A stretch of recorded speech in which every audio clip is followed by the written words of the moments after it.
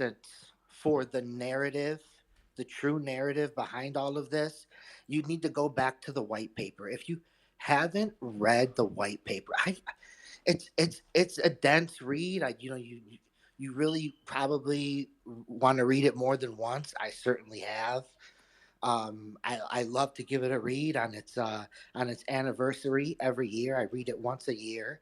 Um, it's it, it's it's a framework for a revolution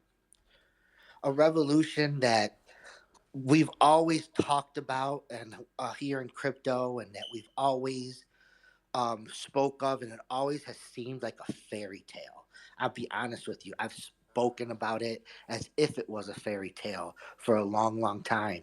I came to believe that it would be, but it's all coming true, and it's all happening right before our eyes. There's a revolution happening. We must fight with tools, and that is exactly what Bitcoin and cryptocurrency provides to us. I see a lot of familiar faces in here. We've been doing this for a minute now.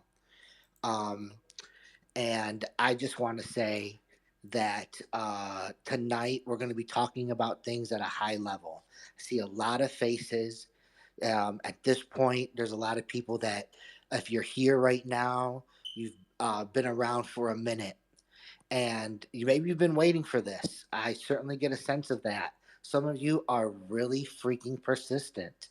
DMs and replies on all the time to content, like it doesn't even make sense to reply it to, saying things like, when's the alt list, Dell? Did you forget? Like several times we've read, like, did you forget to do the alt list, Dell? That was always our favorite. Like, oh yeah, it slipped our minds. And another one, like they always try to bait you with the, oh, did I miss it? Did I miss the alt list? Did you already do it? That was always my favorite one. Very tactical and strategic. Oh, we saw them all, and I think that our we answered it once, and we probably never answered it again. And it's timing is everything. Timing is everything, and absolutely, we could have released a list. It's not like we didn't already have one forming, and we'll talk about. We're gonna start our conversation tonight talking about some givens for every bull run that have been established through evidence based patterns. Some great rules that we see all the time that can bring fabulous gains. If you kind of remember these things and think of these things and let them guide you as you weave your way through the various digital assets that are out there. And we've gotten to a point where, whew, there are plenty of them. Way too many to talk about. I could literally go on for days and days and days with this AMA very easily. And it wouldn't even be a waste of time to do that. It truly wouldn't. We don't have those type of resources, obviously. And so, in the spirit of not going forever, and really, like, thanks to our sponsor, Amore Orthodontic Aligners. Big shout out to you guys, kind of making this possible. So we're going multi-day with this, and it's kind of necessary. So there's the thinking behind it, and here it is. Um, so we know what everyone else does. Here's my list. Here they are. These are the, let's see, it's always, these are the, the cryptocurrencies I like for the bull run, or these are the ones that I feel are going to do best, or it's, I like these. And I just want to let you guys know there's none of that going on here. It's actually the exact opposite. I don't like any crypto that will be discussed on the list. I don't like any of them. I don't dislike them either. I work very hard to separate all of that. And I think that every member of my team does as well. I certainly am nothing special. Only thing special I've ever been able to do for myself is surround myself with people that are smarter than me, and I'm smarter with them. And that is truly the success behind this list. And I don't mean to sound cocky, but there is a note of we have confidence at this point. We truly do. We've been doing this time and time again. It seems we've been doing it loudly and proudly for a long time now, and we've established what we can do. We don't even need to say it at this point. You either know or you don't, and we've always been proud to kind of just share our moves, share our money making moves, share our sentiments, win or lose, right? Because we certainly aren't perfect. We bleed, but I think that here we the message I just like to say is that we separate the sentiment and we live and we die by the data, and that's the best that we're ever gonna do because that's the best we're ever even gonna try to do, and we work very hard, very hard to do nothing else but only that. I'll say it's not as easy as it sounds. But I digress and we move forward. This was gonna be just an alts, a conversation. And it's not. It's been barreled. We have to talk about the news. Like we cannot just talk about the alt list. We have to talk about the news. So to that regard, and I'm bringing people up already, and I'm about to chime them in here. But we're don't be surprised if we kind of spend some time shooting it, talking about the magnanimous breaking news of the day. We got some new news that broke kind of late in the afternoon. At least it did for me. That's when my sources came and kind of confirmed all the chatter that was going on. And it directly impacts one of the coins we are already going to talk tonight about on the alt list. So we'll go ahead and we'll break that news when we get to it, or if we happen to break it in conversation, we will. But uh, as I digress here, I just want to say what's up, World Block, and what is up, Straight Face John. How y'all doing? Hey, Dale, long time no see. Been busy traveling and working, lobbying, campaigning, so it's been a long time, and I'm happy to be here tonight. Nice. What's up? What's up? I'm good here. Barely sleeping, just trying to, hold the composure with this alt season going on. Excited for this bull run. No, yeah, definitely. I love. I think that's why everybody's here, right? That's where we're all at. We're all trying to get a sense, a perspective. We're all trying to figure out what's an analytical perspective on what we have coming, and what are the evidence based data points to support it. I think that's what everybody is really. I would imagine what they're here for. That's what the hell I'm here to talk about. So that would make sense.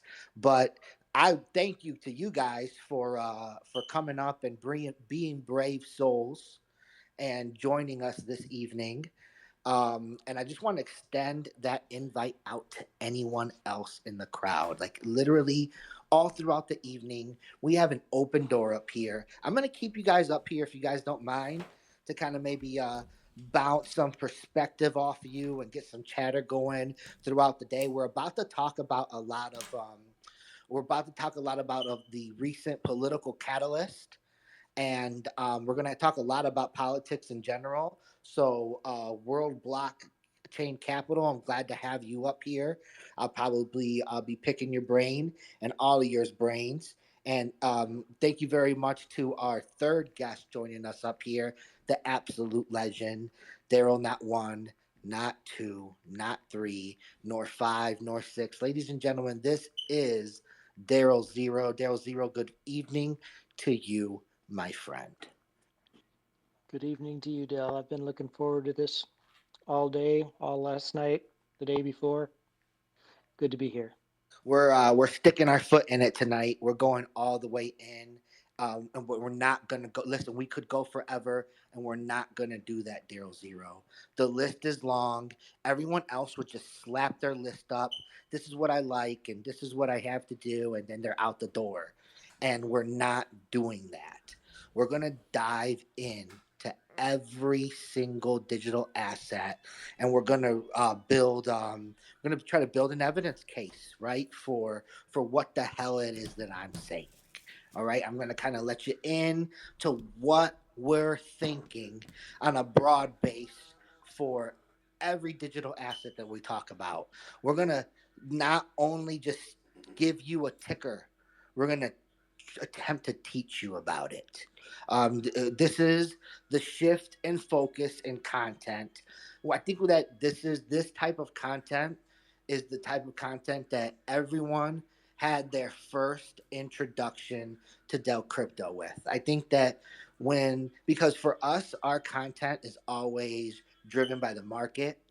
There's a meme cycle, and we focus on memes. There's an alt season, and we focus purely on alt. We make content for we just make content for what we share our money making moves, and this is the content that we create, and so it changes and it moves with the market. And there comes a point, we're here now, where our content can focus on education. It's really the main thing to talk about. It's really the main focus to have. It helps us to talk about the basics and sharpen our own mind with fundamentals as we discuss them on Spaces. I thought we had another late bloomer here, but I think somebody just fat thumbed. That's all right. That's all right. Hopefully they can join us later. If not, I absolutely understand. But to that regard, um, you know, the list is very, very long, and we're going to dive in very, very deep, and we're going to be able to take our time with it, and we're going to make this a multi day event. So tonight we'll have a handful of digital assets that we'll discuss into, and then we'll likely come back again tomorrow, and we'll keep on marching until we get through the alts list. And then at the end of everything, of course, I'll post the list, and we can have at it. You know, I have been waiting to do this for a long time. We've put a lot of work into it. We've been just waiting for the moment in the market to come. You can all now that we're here and we're all sitting in the moment, you can all see what I've been waiting for. And I didn't want to, yes, I could have gave it earlier, but there's significant data that comes in and being a little late and getting a first and early read. And we're gonna talk about that a little bit tonight. And we're gonna talk about how that that early read is a big indicator for future performance in the bull run. And in many ways, that's what we wait for. We wait to start to see a couple layers of price discovery start to set in so that we can do what we want to do. And what is it that we want to do? As analysts, we want to gauge the market sentiment. We want to try to understand where everyone else is putting their money, why they're putting it there, and what's to come as a result of that. And we'll talk about how we do that tonight. We'll dive into it. But for that reason, we're going to kind of take our time with things, doing things step by step, and you'll have to be annoyed with a little bit more of my voice, which is going to start happening a whole lot often. I disappeared for a while. Haven't been around. Off busy doing other things. Still involved in crypto, but absolutely not 24/7 crypto like I usually am during the bull run, and like I currently am now. But I think that it's a good thing that I took that break and that my voice hasn't become some daily drawn out thing you hear all the time and have become bored of. Because now that the time has come where I have something significant to say, hopefully it will maybe land a bit harder coming from a voice that you haven't heard it from in a while, rather than a voice that you've grown absolutely tired of hearing. Although it's been a couple minutes, you're probably about there by now. But we we're going to dive into that alt list absolutely. But before we do that, we need to talk about what's happening right now. And I'll just start off with this right here. In business, in industry, I should say, rather, in any industry, there's no force or power or changing catalyst that can come that is more powerful than government. Regulation and legislation, it has the ability, and we can go into it time and time again.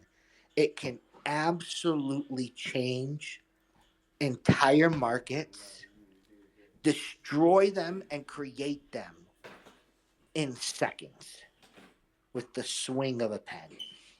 It's one of the most powerful forces in business is regulation.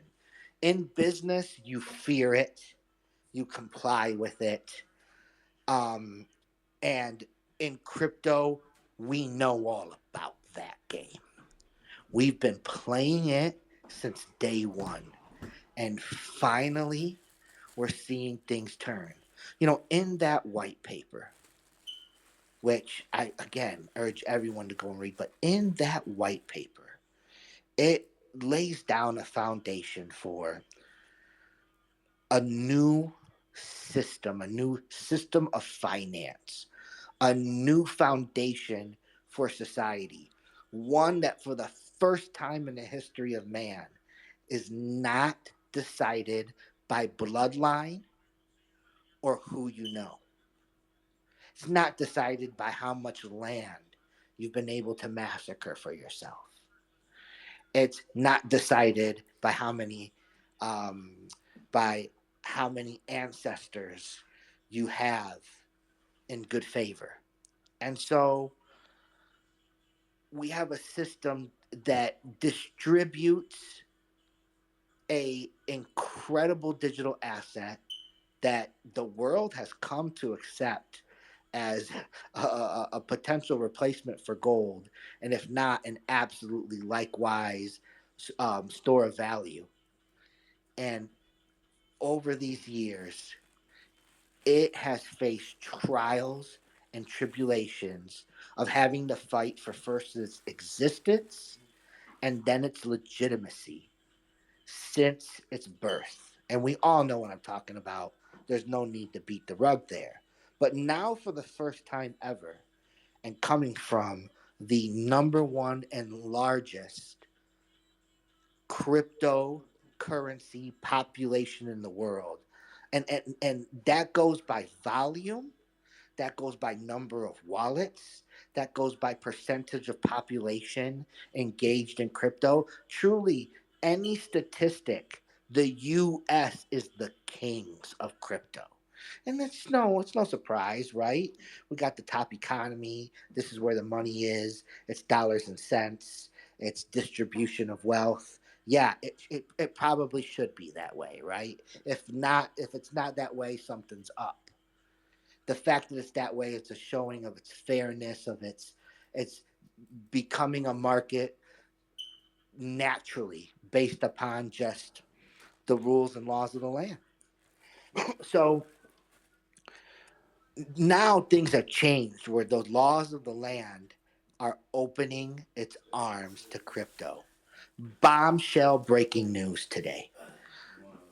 You didn't only hear it from me. You didn't only hear it from me. Everyone is talking about it. Wow, that's It has crazy. leaked I out would all use over, kept your last and name. it's because it's Or you know, a mini. absolutely legitimate. And here's the word.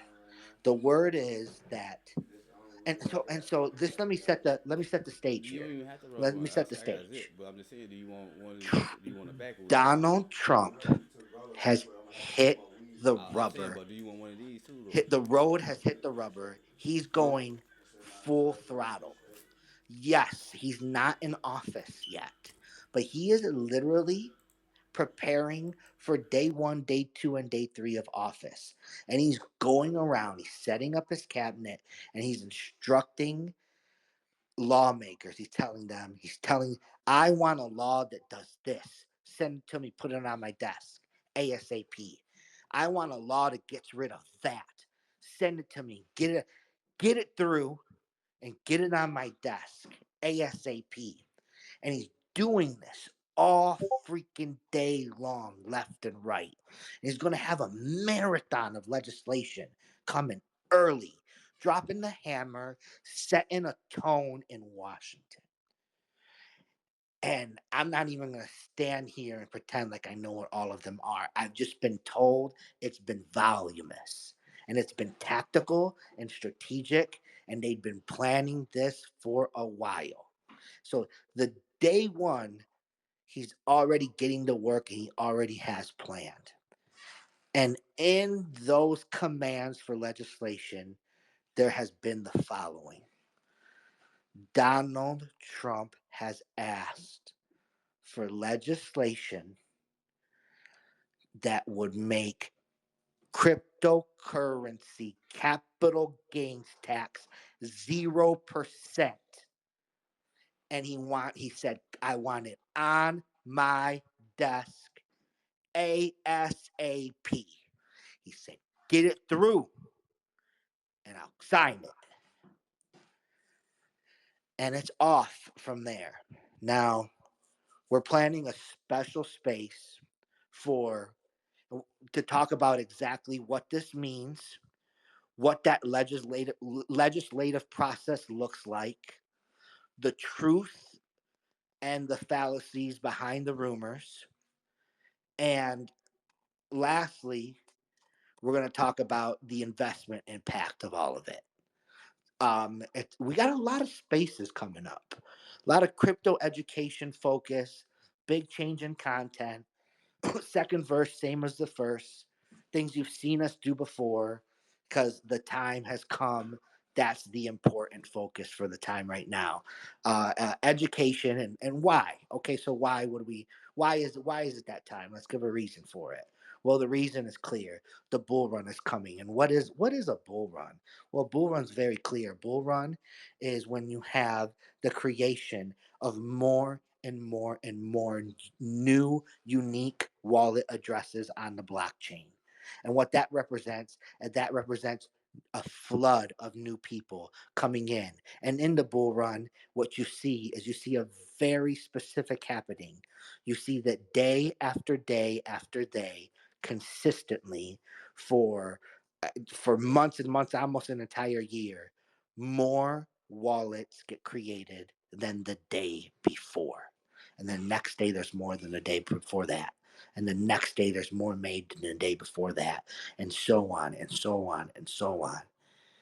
And this is new people coming into crypto. Now, I understand I'm not talking about you anymore. See a lot of familiar faces in here. This ain't your first cycle. A lot of you are ready to crush it. You guys have learned your way, and you stand ready to learn off your bruises and your bumps that you've taken. I know. I know how you feel. I've been there. That's how I got here. So I commend the path you're on. I literally think you're heading in the right direction. I don't know a better way to learn, honestly. And you hear it all around the space. It's how everybody learns. But you also, at this very moment, it's not hard for you to remember where you were. You remember exactly what it felt like and what it was like to come into this game new. And you remember like having that overwhelming feeling of being too late. And we're about to have a flood of that, a rush of that, like never before. And I want to give a statistical statement for that term, that it's going to be like never before. Just want to put things in perspective for where we are right now and exactly how bullish this is. What we are seeing is absolutely unprecedented. I didn't hear not one freaking analyst call this, not one. And I sure as heck didn't call it. No one dreamed of surpassing the all-time high in crypto market cap of 3 trillion this early in the bull run. Where we are in Bitcoin right now, everyone expected after New Year. We are on a fast track Trump bump, and it's undeniable. The Trump bump is being seen all across the markets. Literally, houses, cars, anything, just name it. It's seeing a Trump bump. Everyone feels comfortable spending again. Just a wave. And so it's market perception is what it is. I'm not speaking politically. I'm just literally it's market perception, and it's obvious. It's out there. The numbers show it. And 0% tax, 0% crypto. I mean, this news is feverishly running all throughout the hill, all throughout the country. Everyone is talking about it. World Blockchain Capital. I'm gonna lean on you here for a minute. What are you? What's the buzz you're hearing as far as legit? I mean, you're on the hill, brother. I know it. Rumors, you swim in them, and I know how it is. I've done lobbying. I understand that a big part of what you do is shifting through the wave of rumors and wondering which ones will stick and not. And we have a lot of rumors that come from the swamp, but I think that someone like you who lives in the swamp, you breathe in the swamp, you were born there, you come of it at this point, you can kind of contextually kind of feel when a rumor has that sentiment, that buzz of legitimacy. Talk to me. Where are we at on this one? Definitely. I work with a lot of lobbyist groups, and they're telling me that it's 100% legitimate. And you can see it with the cabinet picks from Matt Gaetz to Senator Thun, Majority Leader. Everybody that he's picking to be part of his national security team, they're all very pro Bitcoin people, and they understand the strategic reserve aspect. And it's very important that the U.S. basically front run the crypto bull market right ahead of other countries and other states. And on top of that, to add to that as well, we have the news with Gary Gensler as well stepping down from the SEC, right? It's not 100% confirmed, but that letter seemed like a goodbye letter, the one that he wrote to the authored and put out for publication, where he basically said it was a pleasure to serve in the SEC and that, it's been the honor of his life and that he's basically ready That to is go. that is one of the breaking news. Is there's multiple breaking news tonight. That one's not really breaking. Everyone's already talking about it. It's not the breaking news that we have to speak about it, but there's no doubt about it, and it should have been already expected. Gary Gensler is never going to allow himself to get fired. And let's be very clear about things, okay? Technically, from the letter of the law, Gary Gensler can't get fired. Like he can't get kicked out. But essentially what happens is that what fired would mean for Gary Gensler is that Trump would publicly request his resignation. Now, when the president of the United States publicly requests your resignation, if you're going to stand there and you're going to fight against him and say, no, no, no, I refuse to resign, you're going to have a hellstorm brought upon you. They always resign after that. That's a very embarrassing moment for anyone.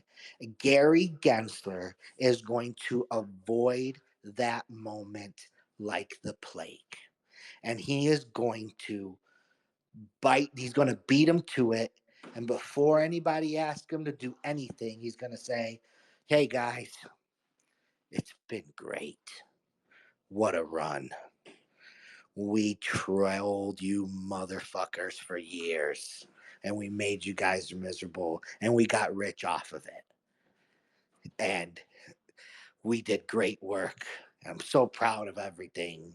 And it's time for me to retire. I'm just me and my family, we just this is how they go, right? They make it look that way, and it's all about keeping face. And this is exactly what he'll do. And I'm not even surprised because I know how Trump's team works.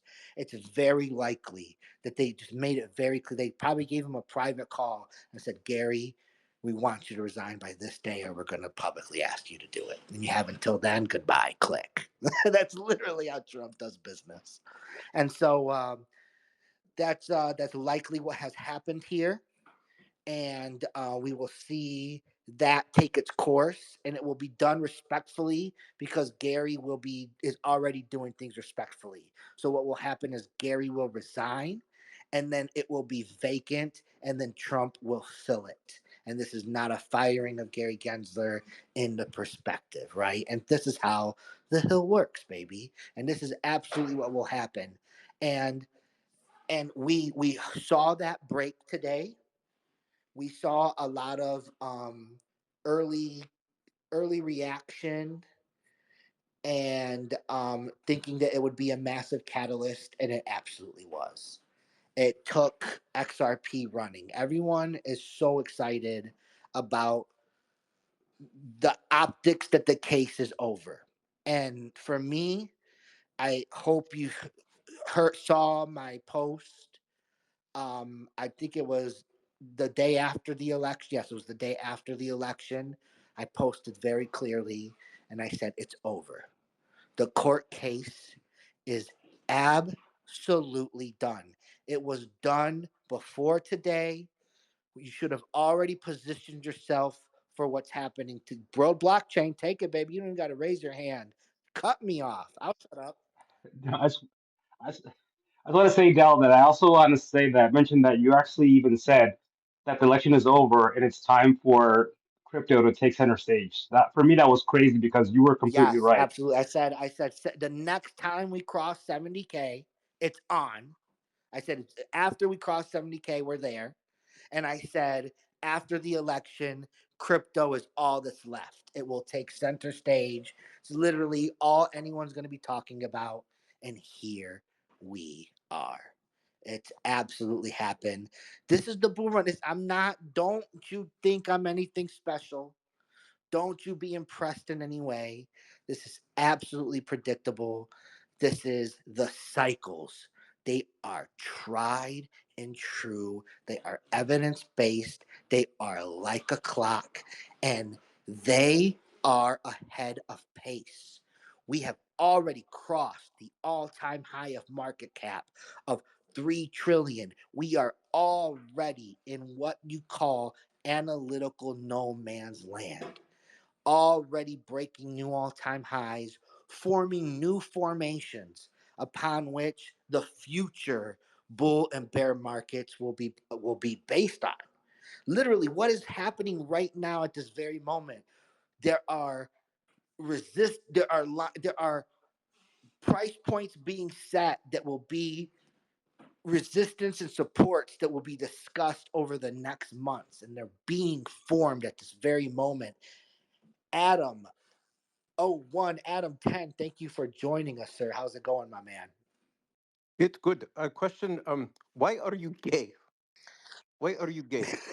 Well, I mean, I think that's a personal question and nothing to do with crypto. No, you are gay. I mean, okay. Anything else? I think he means happy. We're all gay. We're all gay today. We're all And happy. We're all euphoric. all right, whatever. What next? Um. Anyways, as I was saying, oh, someone has a comment.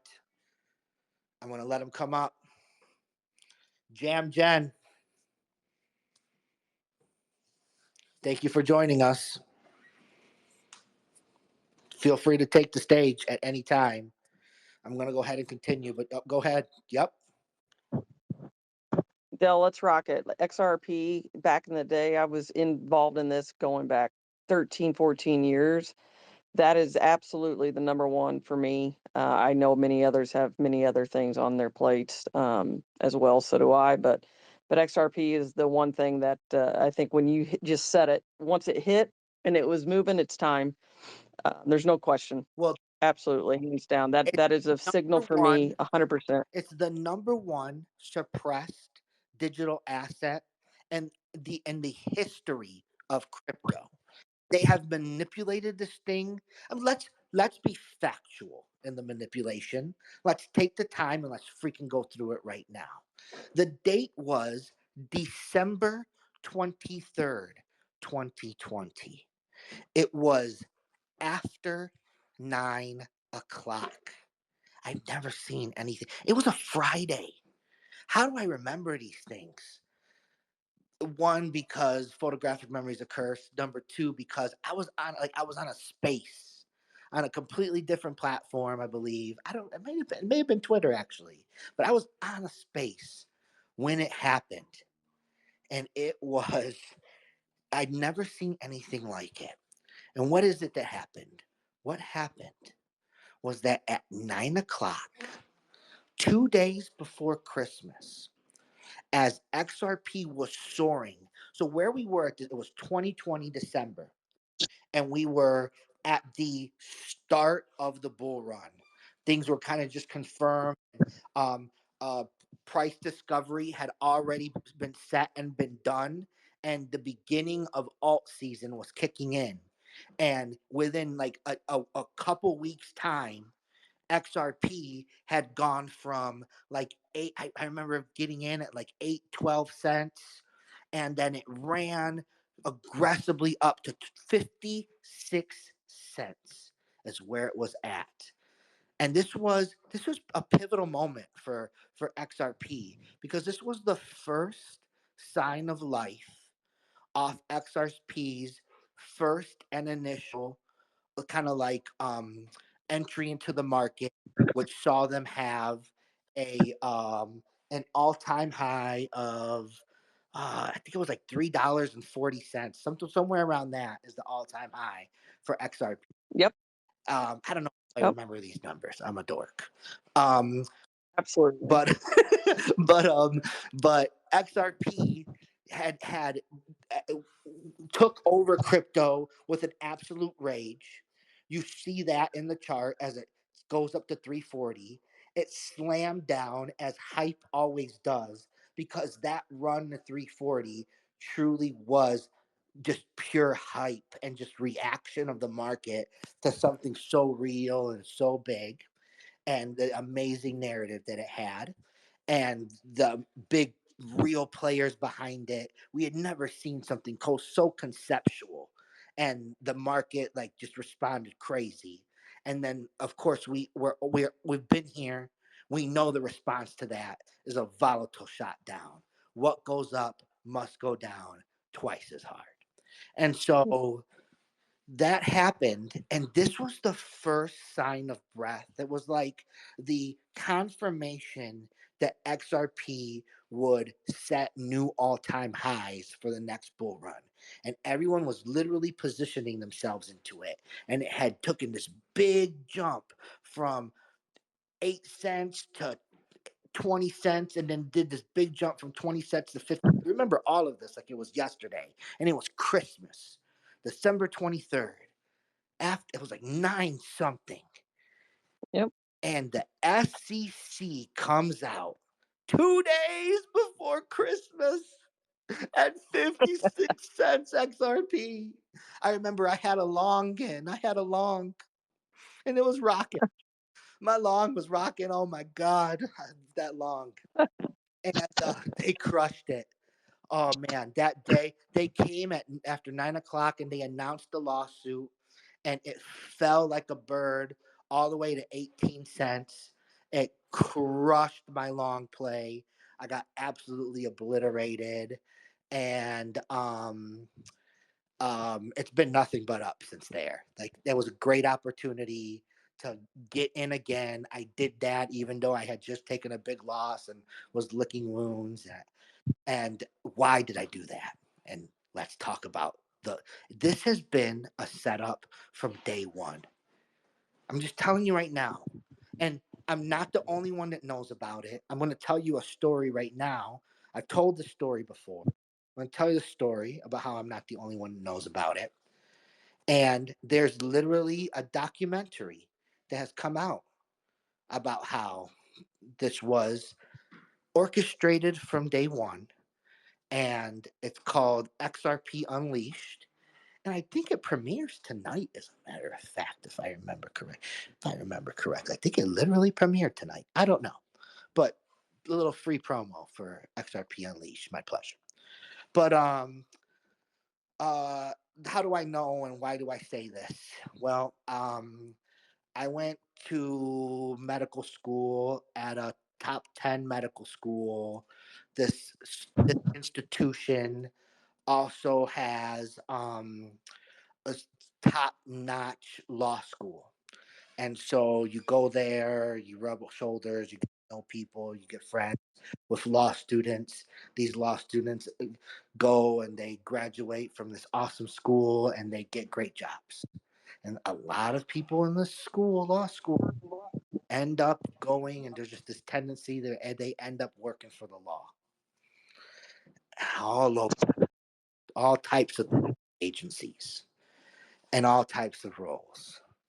And I may have or may not have gotten a phone call from someone who they called me at 11. So they called me at like 11:30 ish the night of on the 23rd, and I hadn't spoken to this individual in a long, long time. This individual may or may not be involved in as a legal professional, and this individual knew me very well and knew of my passion for crypto. Anyone that knew me did. And so this individual called me at 11:30 and he didn't get a hold of me. I missed the call because I was literally licking my wounds and trading and getting back in and doing my thing. But I saw I missed the call. I was shocked to see the call and I returned the call. He's a big guy. He's a big shot. You return his call and you return it right away. And I saw it late at night and I wanted to return it, but it was too late. I felt the call, so I called in the morning. When I called in the morning, he's like, I'm so glad you called me back, he says. And he proceeds to tell me, he said, this is all bullshit, this entire case. He says, this will not hold water. He said, buy, just buy. Everyone is buying right now. He says, everyone who knows the game, everyone who is in with the jig is buying. And it's all over the hill. And I thanked him for the call and I went on my way. And I've just watched ever since that day, remembering that call, knowing his position, knowing what he knows, knowing the type of individual he is and his character and what it would take for him to reach out and make that call. And I knew right away as I saw all the games and all the BS, and we've all seen it all along the way, that unfortunately what he said was true. And we've seen it all the way up to just a couple months ago, right? With the documents and the appeal. I mean, it's just the whole thing's been an absolute farce. And here's the thing: is it's all over. The jig is up. Every single prosecutor for the SEC who had any weight in that case, who had done any work, now has none of it being supported. They're likely not even going to be there in a couple months. It's very hard to focus on a case you just lost. It's very hard to focus on a case you just lost and try to win it in round two when you're busy clearing your desk. And that's exactly the situation at the SEC. As the tide is turning, A new administration is coming in, and there is a new way of thinking. And we all, excuse me, we already see blood in the water in DC. And so now that there's this weakening and Gary's quasi resigning, gosh, I mean, did you resign or not, Gary? Come on. Jeez, he's so weird all the time. He's always got to do this. Make everything awkward, Gary. But this blood in the water is being seized on right now as we are seeing states taking the SEC to court. Today, suits were filed by several states taking the SEC to court alleging overreach of crypto. And why now? It shouldn't be a surprise because there's blood in the water. Because they can do this and not have there be retribution and fight back or fight back for it, right? They're doing it now because they can. And so this is the reality of the situation, and it's absolutely over for the suit. And what does that do? That leads to a catalyst moment.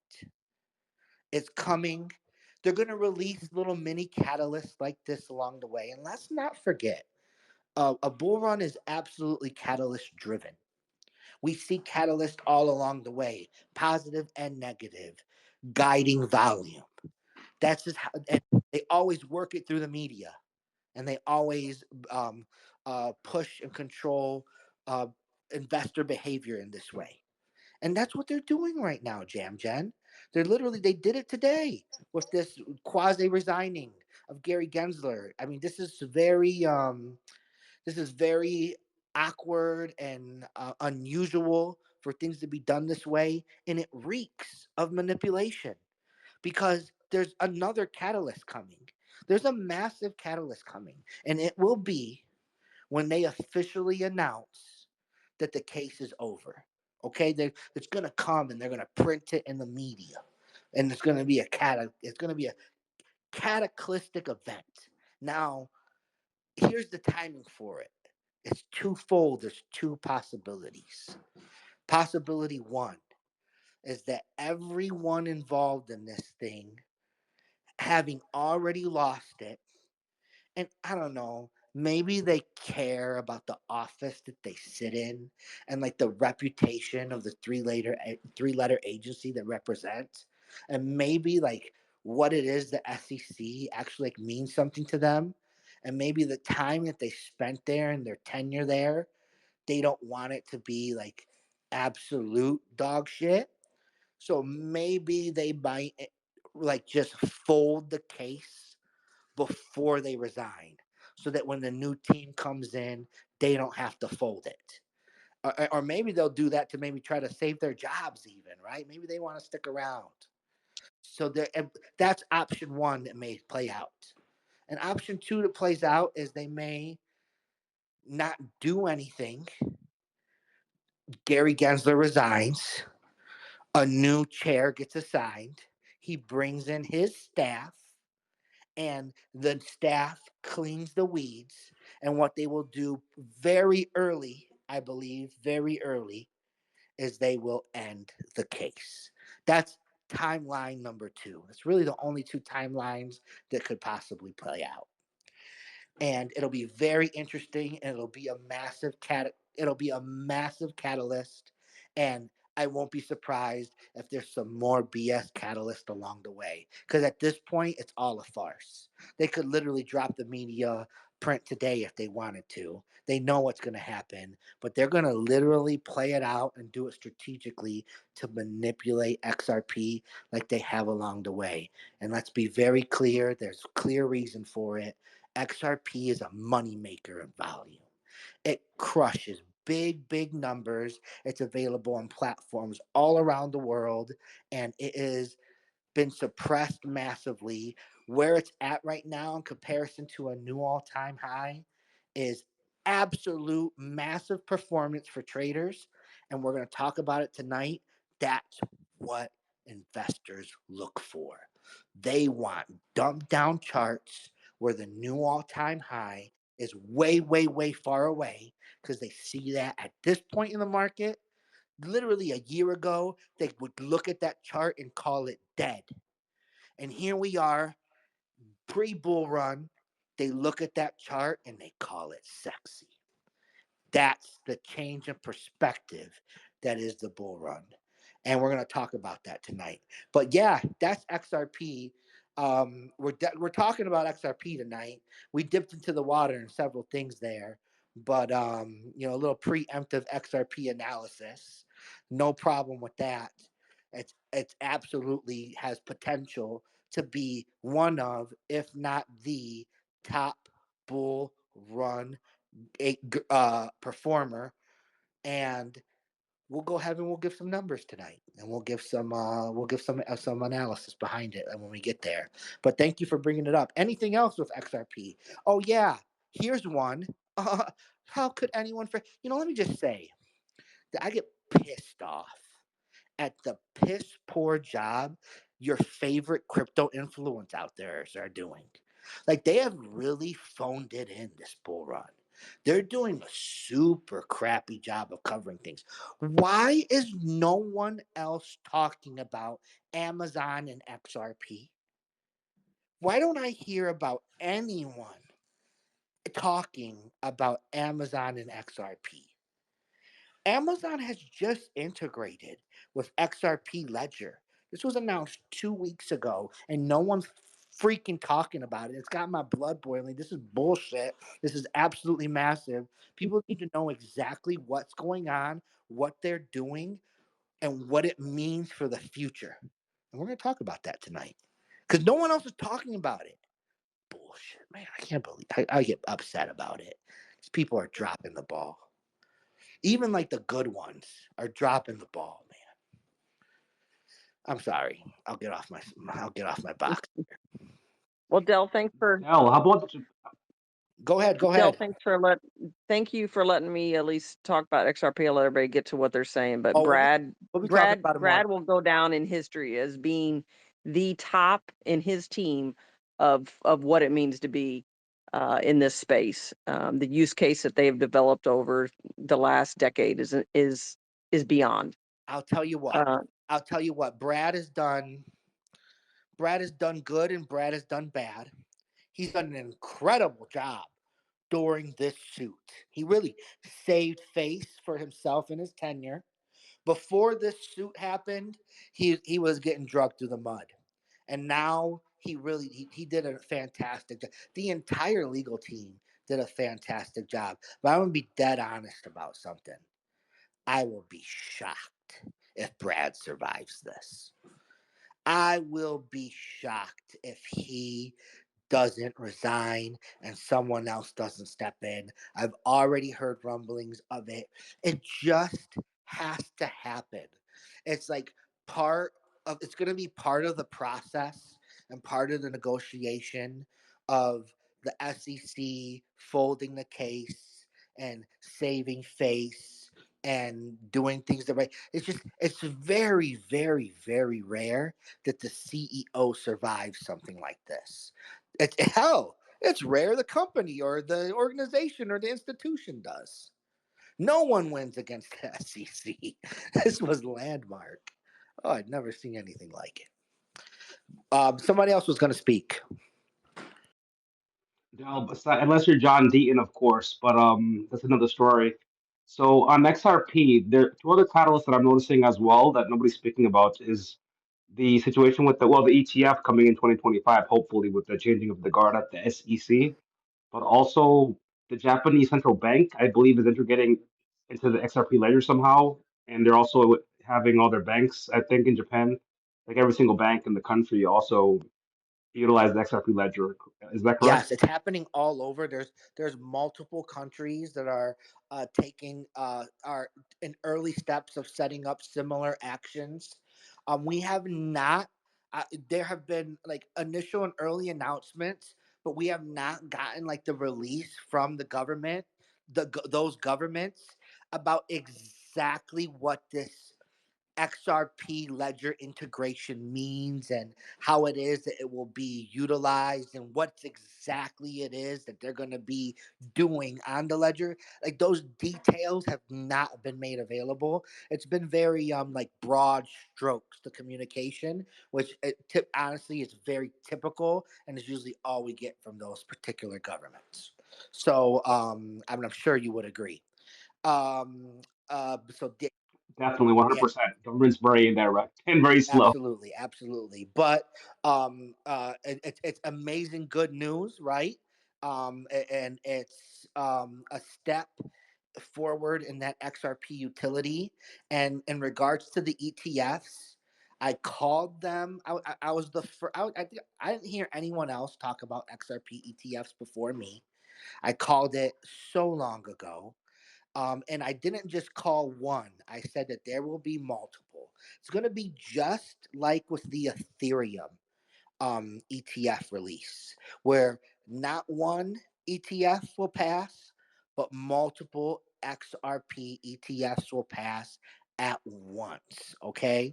And so this is going to come, it's going to hit like a hammer, and it's going to be absolutely timed and manipulated to be a catalyst. And the whole ETF process breeds in it a whole like checklist of catalysts, because what happens during the legislative process of an ETF is that there are points in time where it can continue to get on a scheduled basis pushed off.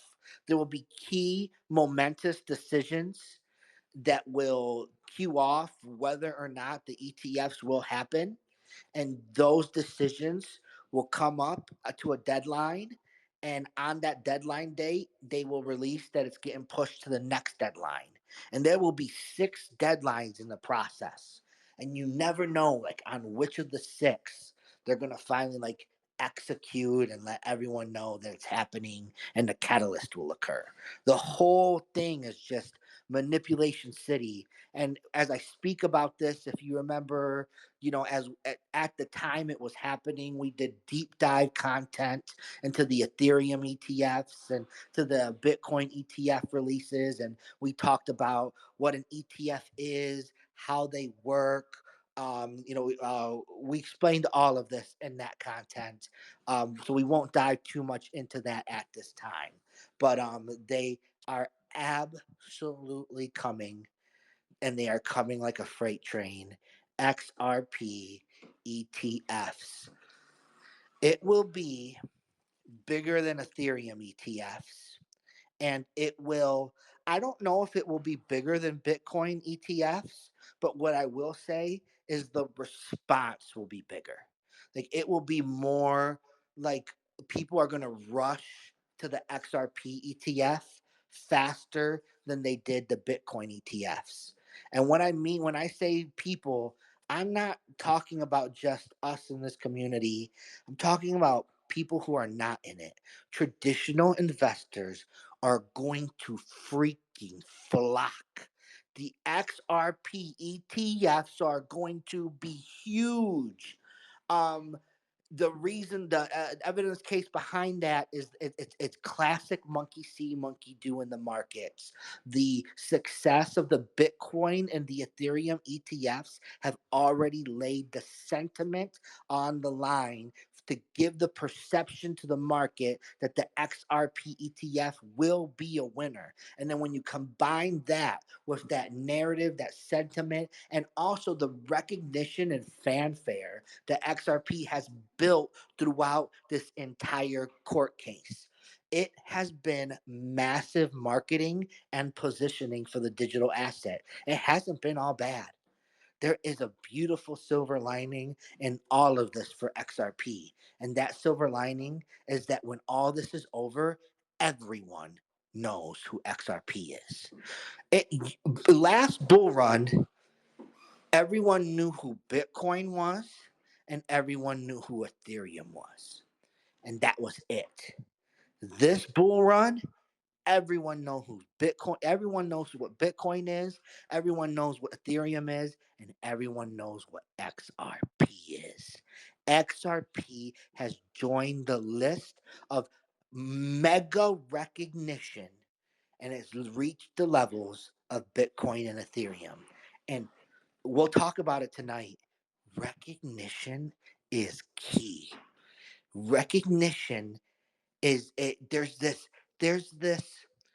perception that past performance is an indicator of future results.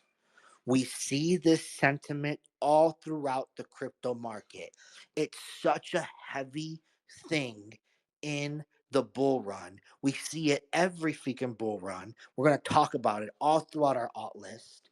And XRP is going to be a is going to leverage that to the maximum, because to be able to do that and have that perception in the market and have it be very significant, you have to have great recognition. You have to be known. And XRP has reached the plateau of that. It is now on the levels worldwide. It went to war with the US government and it won. And its prize is it's now as big as Bitcoin. Everyone knows of XRP. Congratulations, XRP Army. It's our silver lining throughout all this BS. And it's why one of the main reasons why I'm incredibly bullish on XRP.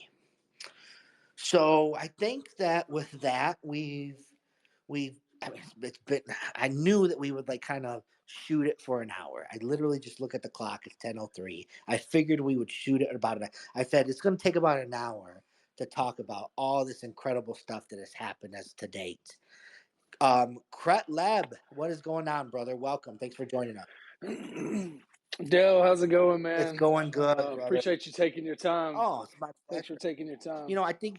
Hey, Go ahead. so go No, I ahead. just was gonna say, that you don't need to thank me for my time. Like, it's I enjoy this. Like, I am not like snooty about. Oh, I don't have time to do spaces. I literally, I love engaging with you guys. This is my downtime, and this is how I spend it. What it is that there's less opportunity during these like transitions. Like in the heart of the bear market, I'm in crypto 24/7, and in the heart of the bull market, I'm in crypto 24/7. But there's these long, like year and a half, 2 year periods of like transition draw of sidewayness. So in any market, there's this rule of direction, and it says um, that for 2/3 of the time, you usually see a market going flat. And for 1/3 of the time, it's heading in a certain direction. And whether that be up or down, well, that's another conversation. But there's a lot of flat in crypto. And so during those times, I try to keep myself busy doing other things. I'm not at crypto 24/7, and I'm literally barely ever on social media during those times. But during crypto times, I'm 24/7 at a screen. I'm looking at charts. So heck yeah, I got a next page up, and I engage way more. There's more opportunity for me to like actually write the content that we post myself directly, and for myself to do spaces. So for me, man, there's no thanks needed. This is a free. This is a pleasure. It's an honor. Thank you for joining. Bring on the bull run, baby. Bring it. It has here. It So, is now. This is it.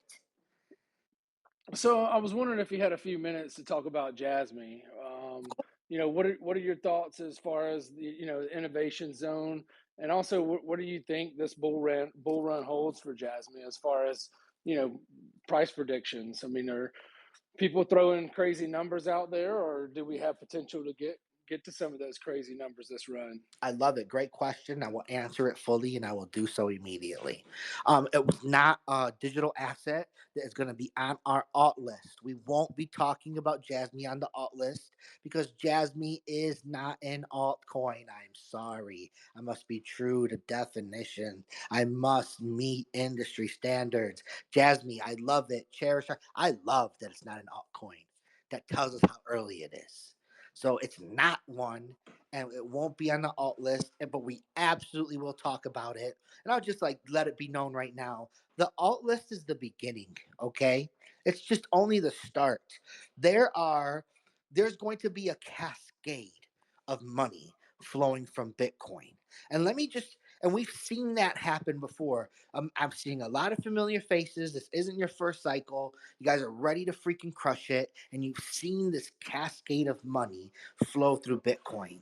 And when you guys saw it happen last time, what you guys witnessed was the biggest event, the most significant amount of money we ever had that happen in. And you guys saw how millionaires got made overnight in alts, and then even more millionaires got made overnight in large caps, and then even more got made in mid caps, even more got made in small caps, and then you every single day we're hearing multiple stories of people's lives changing as cash flow spread through micro caps and meme coins. Everyone was it was like it was a fever pitch of money. And so I want to speak to you in terms of analytics about what we're going to see this time around, because you saw that. But what we have now is going to be bigger than ever. We have reached over 60% Bitcoin dominance, an all-time high in the history of crypto, at the same exact moment that we have reached an all-time high in market cap for the entire cryptocurrency industry. Deductive reasoning will tell you that there is about to be a cascade of money larger than ever before that will flow through this magnanimous bull run. It is going to be huge. We already see it happening. We already see it setting the stage to be huger than it's ever been. And that's a hell of a statement for what we saw last time. So I say this as we talk about, and I only say this for from an analytical perspective with broad strokes to set the stage for what is coming to Jasmine. See what happens through the cascade is that the fanfare and the stories and the millionaires getting made overnight attract more and more people. And as it goes from Bitcoin to Ethereum, it grows in volume. And then as it goes from Ethereum to the mega big blue chips, it grows. And from the blue chips, a big freaking massive horde starts together. And the blue chips run for a while and they run long. And then they get tore up brutally. And there's huge capitulation. And that capitulation all flows down. And it keeps going and going and growing and growing. And eventually it will reach the small caps. Now, by this time, people aren't dumb and they already see what's coming and they want to get ahead of it. And all that happens after price discovery, where people, even before all that, say, wow, look at how low this is. What a great low risk opportunity. And they position themselves in early. Now, this will bring Jasmine potentially out of its small cap status. Jasmine will grow from where it is to where it's going to be when this hits. But the fact is everything else will as well. Like literally all of crypto will be growing by this point. And it will be that growth will be cycling and skyrocketing through digital assets. And this will come to Jasmine. And now by the time it reaches Jasmine in these small caps, shit's starting to get wild. It's becoming beastly. And eventually there becomes no rhyme to the reason. And we see that. We've all seen that when it hits meme coins. Things explode for no freaking reason. Coins that were absolutely dead for years just bounce back 2,000, 4,000% in a single freaking day. For no reason at all. It's stupid. And this will begin to set in by the time Jasmine hits. Now, that just sets that stage. I want to pivot to another uh, case point that is absolute fact. And it always has been with Jasmine. Jasmine is catalyst driven. Jasmine is truly able and in a very strategic fashion able to manipulate success in their own token through media releases. We've seen this in the past, and the team is very wise in how they do it.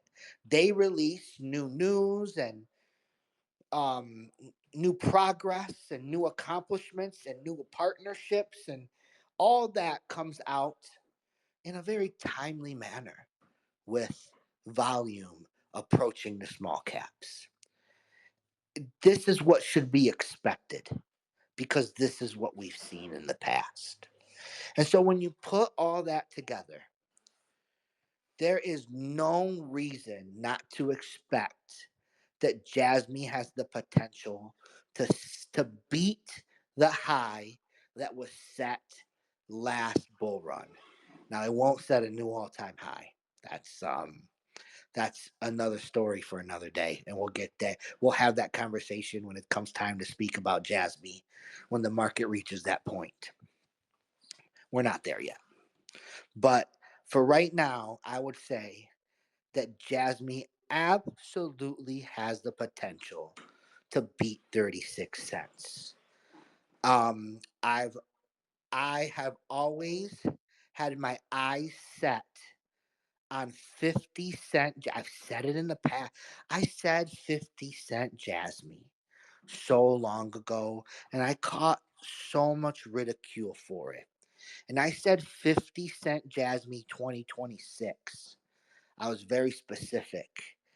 And I have to just be honest with myself and recognize that the pace has been pumped up for everything. And I'm going to go ahead and put the high for Jasmine right around 50 cents in the 50 cent area. And I think that that's absolutely plausible. And I think that that will be assisted by that'll be assisted by Jasmine Catalyst and a flood of higher volume cascading towards Jasmine than we've ever seen before. And I think Jasmine's going to catch record volume in comparison to last bull run. And I think that it's all by design. I think that they're planning to do it. I think they already know exactly how they're going to do it. And I commend the job they've always done in that regard. They've never let me down.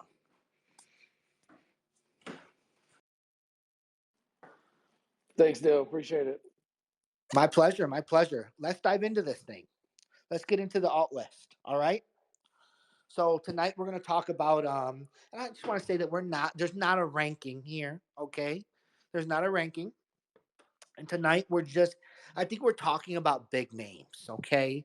We're going to talk about we're going to end the night with a couple of juicy ones. More juicy ones that are on the days to come, but we're starting off with the blue chips, you know? Now before we dive into the alt list, I want to talk about some evidence based patterns that guide bull runs that we see time and time again. These are patterns that have repeated themselves throughout every single bull run we have ever seen. We've incorporated those patterns into strategies, and some of them have been the most successful gains gaining strategies we ever implement in a bull run. And they're all kind of based in some cornerstones of a bull run, and we're going to talk about those right now after we hear from Ziggy boy on the beach.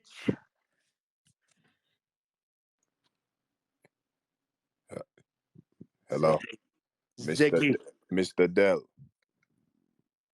talk to me, brother. Yes, sir. Just before you get into that about the Yeah, no, we how can we can pause it now. We can pause it in the middle. Yeah, no, no, no. a- Go and ahead. it relates to what you're going to talk about. E- Beautiful. Every bull run thus far, there's a certain way it runs. You somewhat can predict how it's going based on the charts, how things are going. You know what I mean? Some people would say, okay, this is the first quarter, second quarter, you sell in May and you go away type of thing, and then October and then November and then it's the end of the bull run. With all the catalysts that's happening right now, regulations are coming. Gary Gensler is retiring. We have the ETFs the beginning of the year, and now XRP and everything that's happening with Trump going to be in office in the coming new year. How is this going to affect the bull run in terms of the projections? Don't you think that do you think it's going to speed it up? It's going to be shorter, or what's We're going to happen? Are we're we able to already predict this? yes, we're Because it doesn't already. seem like it's going to be able to be predicted as the previous ones. I would say that we're already seeing an early response to everything, and I think that things are going to be more predictable than ever before. I think that you can already see the fanfare and the suppression for XRP. And we're going to talk about past performance tonight and recognition and recent events and changes and FBI stings that have completely changed sentiment and behaviors in the market, and how all this kind of results in behave in market behavior heading in one direction. And we're going to talk about that. I would argue, and I'm going to set an evidence based case tonight, that I feel that it makes it more predictive, and that you're absolutely correct. It's created an early response that we're ahead of pace on everything, and that early response, what it does is it gives us more data, more insight, and more of a look, and more of a just obvious obvious telling of market sentiment. It makes it easier and more predictable is what I'm going to argue.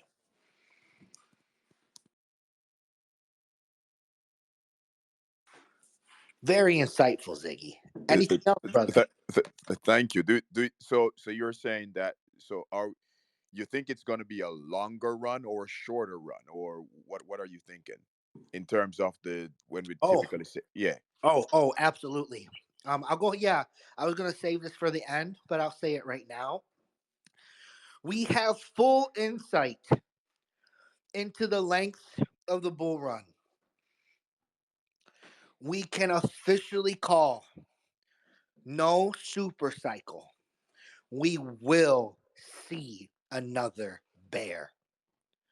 I'm calling that right now. That is clear, and that was not clear. There was, it was on the table for a super cycle. I literally wonder how differently the analytics would look like. I wonder if I would be saying things differently right now, if I wouldn't be making that call. I imagine if Hillary had won, she would keep turn on the printers at the same time as this, and there'd be a little bit more instant gratification, and it might have resulted in a change in that. But thankfully, she did not. Thankfully for crypto, I should say. And we will see another bear. Okay, there, there is a super cycle coming. I just want to be very clear about what that means and what that is. What a super cycle is this is a natural phenomenon that takes place in the birth of every major market, and it happens more than once. There are multiple super cycles during the birth of a major market. And by definition, a super cycle is a stretch of bull run activity that lasts for 3 to 5 years. That is what a super cycle is, where where the trend does not turn bear consistently for 3 to 5 years. And what that means, if you kind of broad stroke that out, that means a 3 to 5 year period of being plush with volume. This is coming for crypto. And there's going to be a lot of people gassing you up. And this is not your first cycle. You've been here before.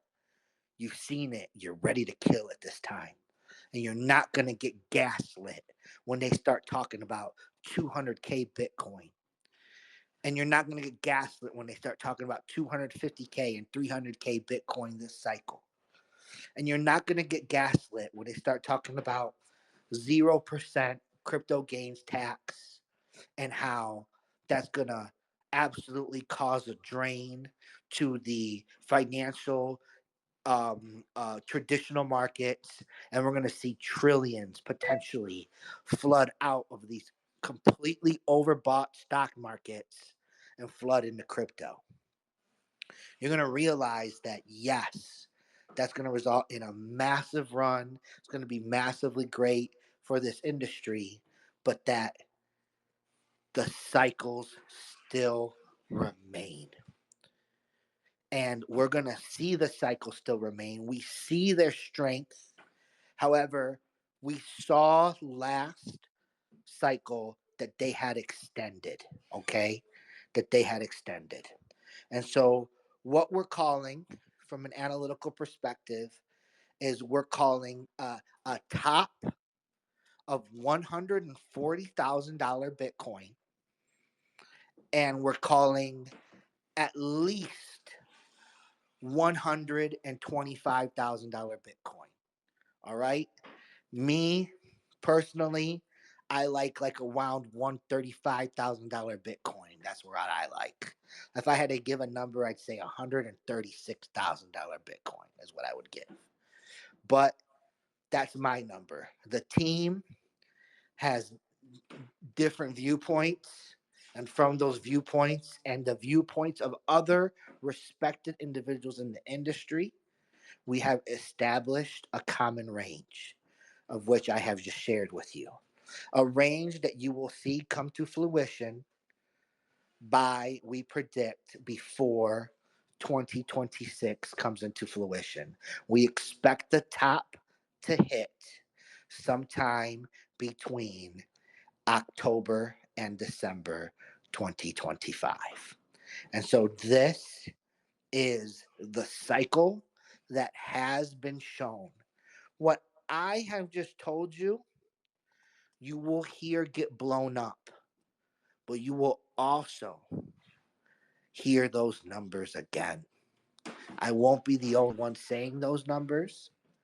I won't be alone, and I'm not the only real one. That's the reason why. Um so yeah, that's that info. And that's as of right now. Okay, I just want to say that's like in the world I stand in today. Because, good Lord, this thing is moving at a pace now that is a mile a minute.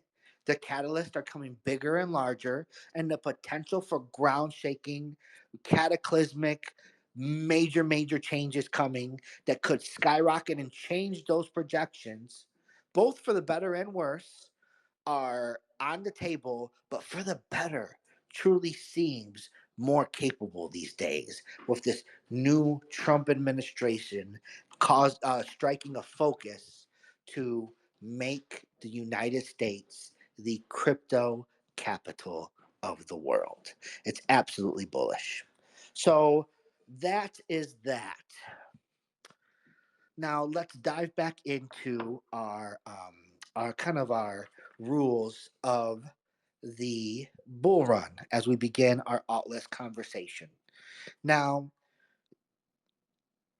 Something that we need to talk about, we kind of already talked about, is that we need to really say goodbye to market cap.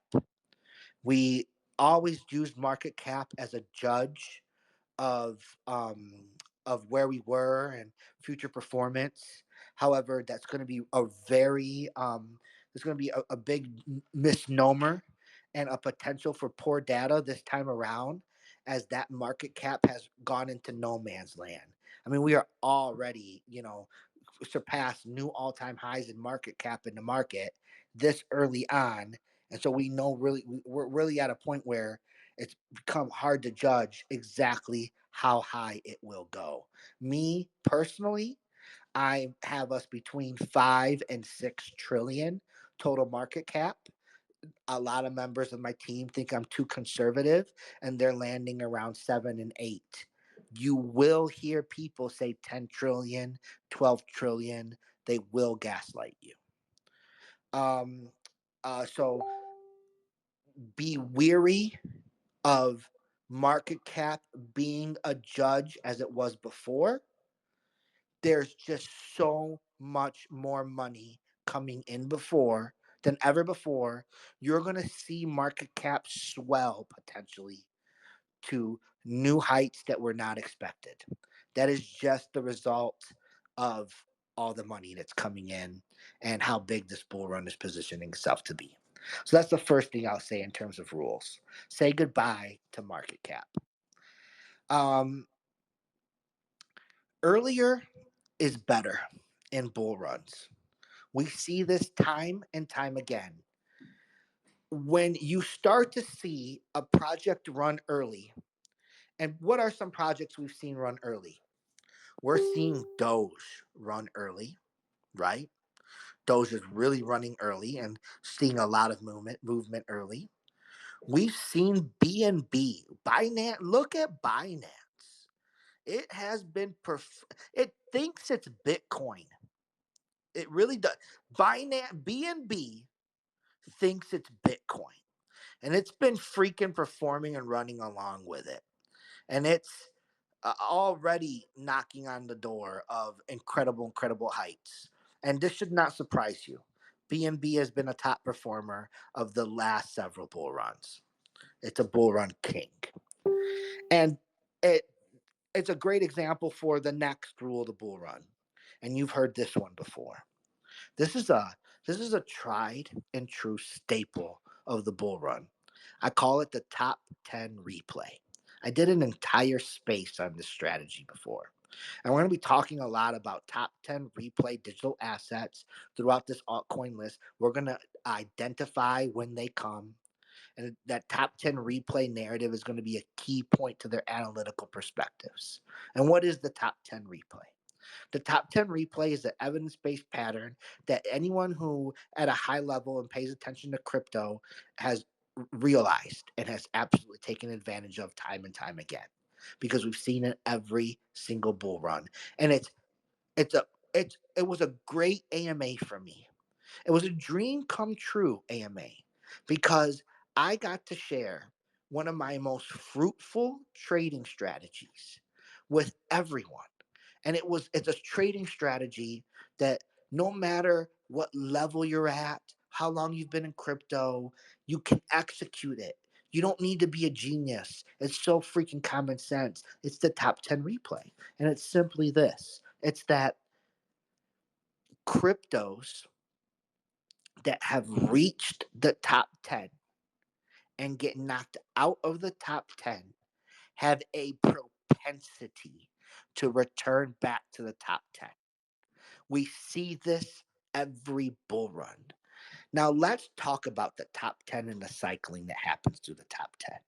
It's absolutely huge. We see it all the time. It's a big part of like catalyst and the narrative. You hear flippening talks all the time, and this is all part of the change and the cascade of money flowing through crypto. It's literally what causes all the juggle and the cascade.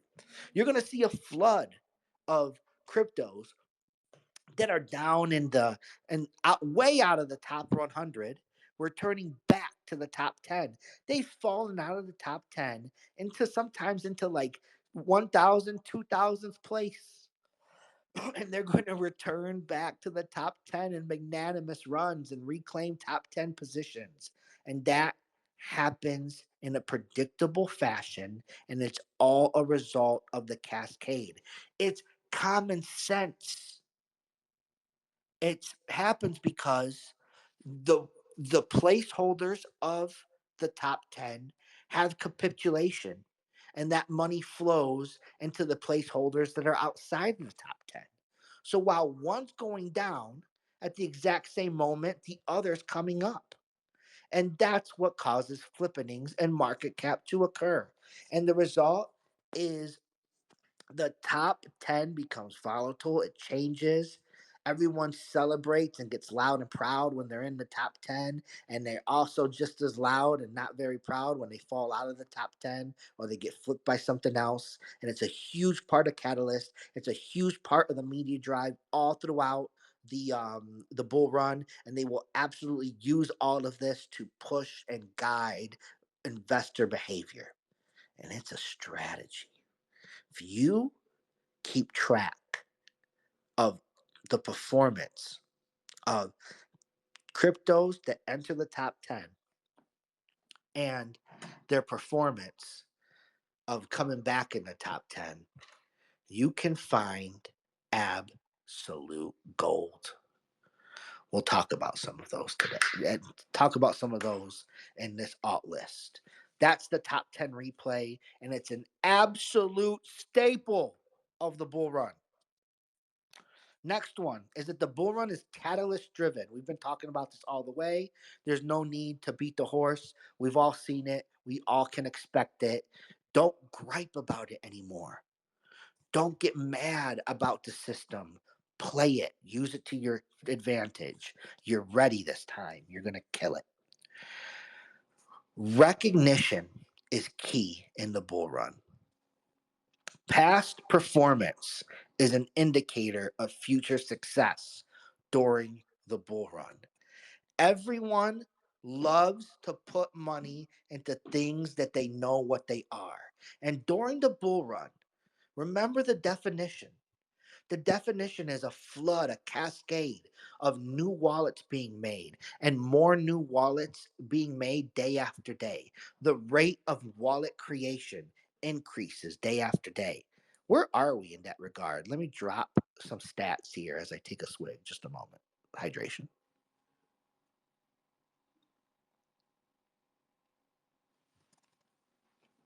In the last 6 months, Ethereum alone has seen the creation of over 50 million new unique wallet addresses on the blockchain.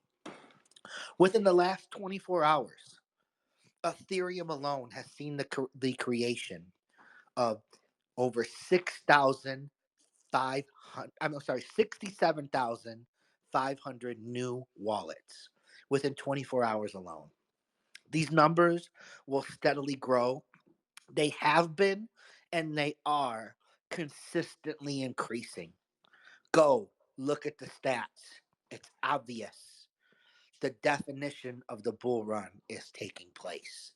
The rate is increasing and it's happening. And why do I focus on Ethereum? I focus on Ethereum because traditionally, every bull run, Ethereum is everyone's first blockchain. And so, for that reason, it's thus far always been the best indicator to gauge the growth pace of the bull run by the definition that I have provided. We'll talk about some challenges to that happening of Ethereum being everyone's first blockchain, and we'll talk about them tonight. And I'll give my perspectives, and to many, they won't be shocking. Continuing on.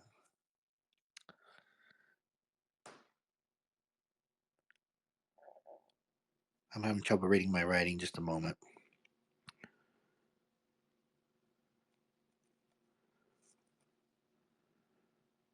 I can barely read that. It's probably not even important. It's the last point. Don't worry about it. We're moving on to the top 10. All right. So those are kind of like our rules for the bull run, and we see them time and time again. Um, we will kind of lean back to them as we run through this list here.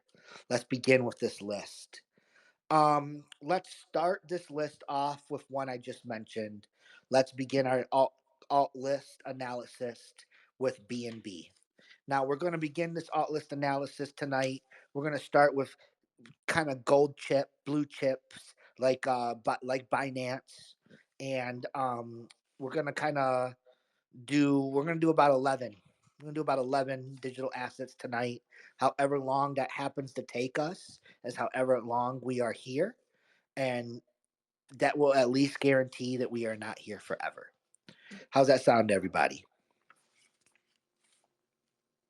Great, grand, wonderful. Binance. Take a look. Hold up. Let me pull up the chart here.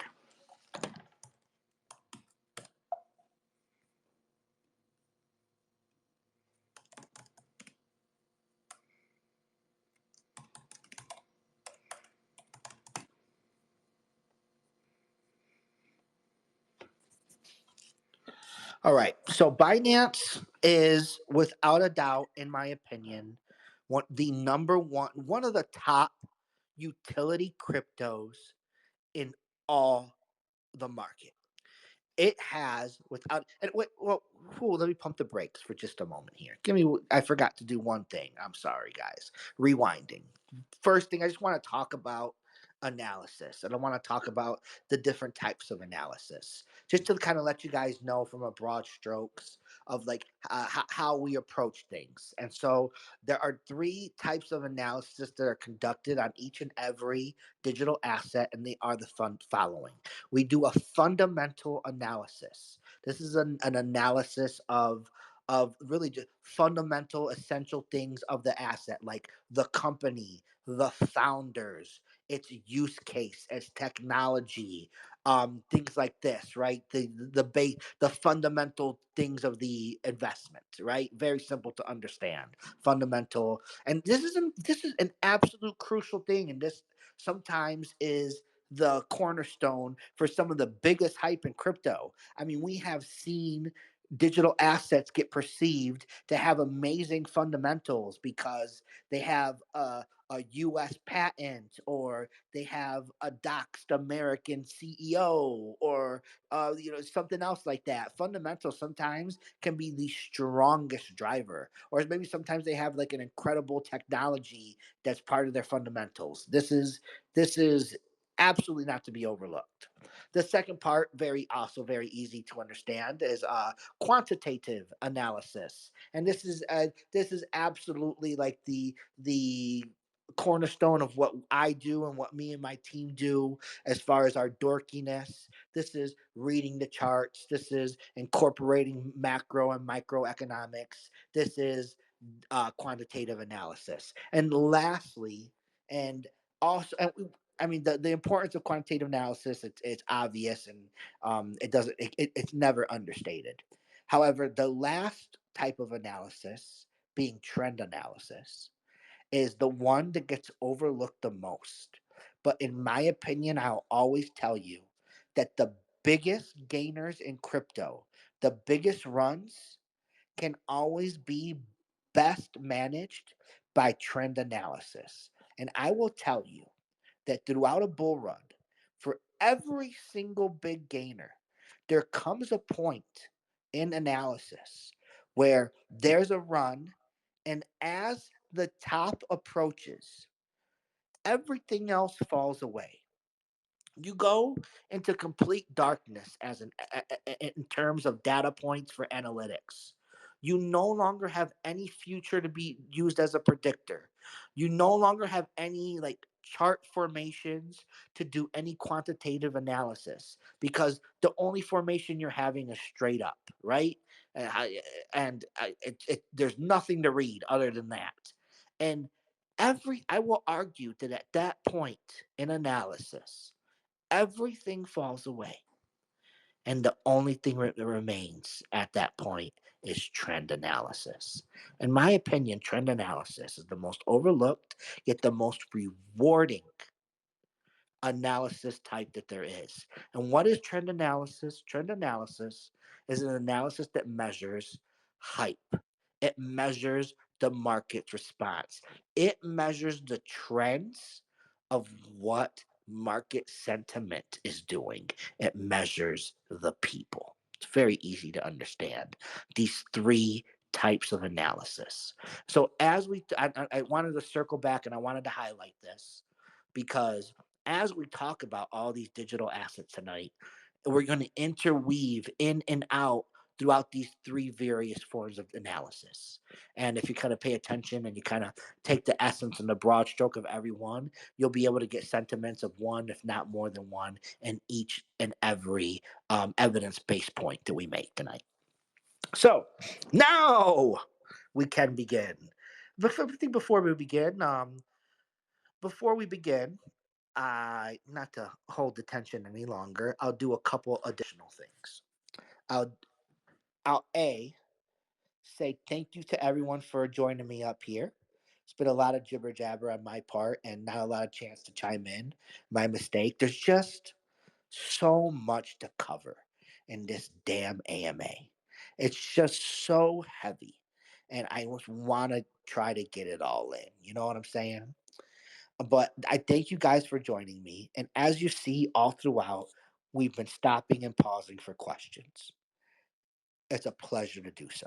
We love it. We welcome it to continue. We hope it does. Everyone, please feel free to come on up at any point in time to ask a question about what we're currently talking about, or to ask a question about something we have in the past talked about, or to ask a question about something we are absolutely not talking about. All those situations are absolutely accepted. So, with that, I welcome everyone to do that at any point in time. That's always how we do it, right, Daryl Zero? Absolutely, Dale. Binance, number one utility coin possibly in the world. Why would I say that? Why would I call Binance the number one utility coin in all the world? Because it's true. Because when you judge it by not hype but realness, not by what we're gonna do or what's gonna be, but by right now, where we stand in reality in the world as it is today, Binance is the number one utility coin for the following.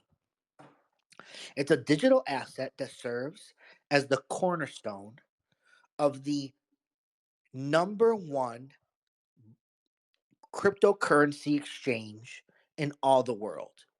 And when I make that statement, I just want to be clear about how massive Binance is. Binance is the number one and the number two and the number three cryptocurrency exchange. They have reserves. I'm not talking about money that they have for operating costs. I'm talking about in reserves, tucked in the side. Binance has $70 billion that they've made from profit. So they are number one, number two, and number three. It's absolutely the world trades on Binance. And I know that's not the case here because in the US, we don't have that reach. And it's kind of hard for us to fathom because in the US, we're the largest cryptocurrency population on the earth. But it really is a matter of us versus everyone else when it comes to trading on Binance. And for that reason, Binance is number one. And BNB is the cornerstone of it. Daryl Zero, go brother. Sorry, hit the wrong button. So just while I'm thinking of it, so do you see that changing for U.S. citizens in regard to access to Binance? Oh, absolutely. And Binance is working on it right now feverishly. Binance wants to be compliant and active in the US, and they are actively taking steps to make that happen. They're doing it in such a dedicated fashion that CZ went to jail for it. Literally, that whole process and becoming compliant and like Binance literally went to the SEC and they actually went and opened their books and they found wrongdoing. And Binance said, you know what? That's obvious evidence of it. It happened. Not, we will say that it didn't happen maliciously on our intent, but it did happen with negligence. And CZ would say, I'm going to step up and do my time. He did that. And that was all part of Binance, Binance's effort all around the world to be the most compliant cryptocurrency institution. They want to do business in as many countries as possible, and they want to do it the right way. And in the US, they have had massive, massive challenges in doing so due to Binance's connections with China. Binance was the first option and cryptocurrency exchange the world ever had. It's the largest. And when you're the first, you're dealing with who was there first. And when it comes to being there first in crypto, Asia was number one. When I first started in crypto, the majority of people in crypto and the deep levels, and even many of the OGs today, look at them. You'll see a lot of them are of Asian descent. There's a lot of Chinese, there's a lot of Singapore, there's a lot of Japanese, there's Thailand, and there's also Russia. There's a lot of Russia. So this was the early days of crypto. Truly, China was first. And um there are connections that formed from that, and some of those work have been working to detriment from a political perspective for Binance in the US. That's absolutely probably the chief reason why they have been met with more resistance than any of the other cryptocurrency exchanges on US soil. And it has also caused them strife and issue in many other countries. As a matter of fact, there were countries they were kicked out of for that reason, and they had to get compliant and they were able to come back to the majority of them at this point.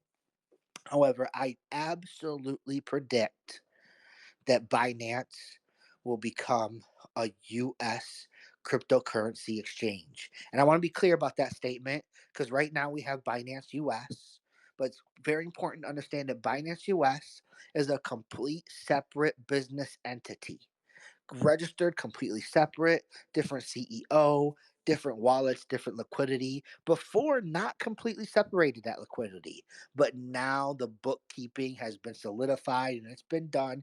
Everything has been cleaned up from that regard. And I would say that Binance is doing a splendid job of marching towards compliance in the US. And that is absolutely bullish for holders of BNB. And that is an absolute upcoming catalyst for BNB. When Binance becomes an option in the US, BNB is going to explode. This is the narrative for BNB. This is what BNB holders hold on to, and it's the following. It's that BNB follows Ethereum. BNB is absolutely a member of the top 10 replay. And it's a very special member. Because let me be very clear about the top 10 replay.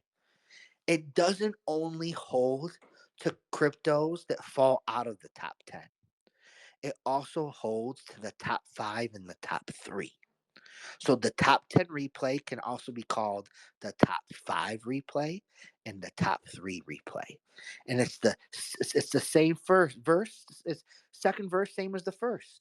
It's if you were in the top 5 ever or during a bull run, if you're in the top 5 or you're in the top 3 and you fall out during the bull run, you come back into those positions. BNB for years and years held the position of the number three crypto in all the world.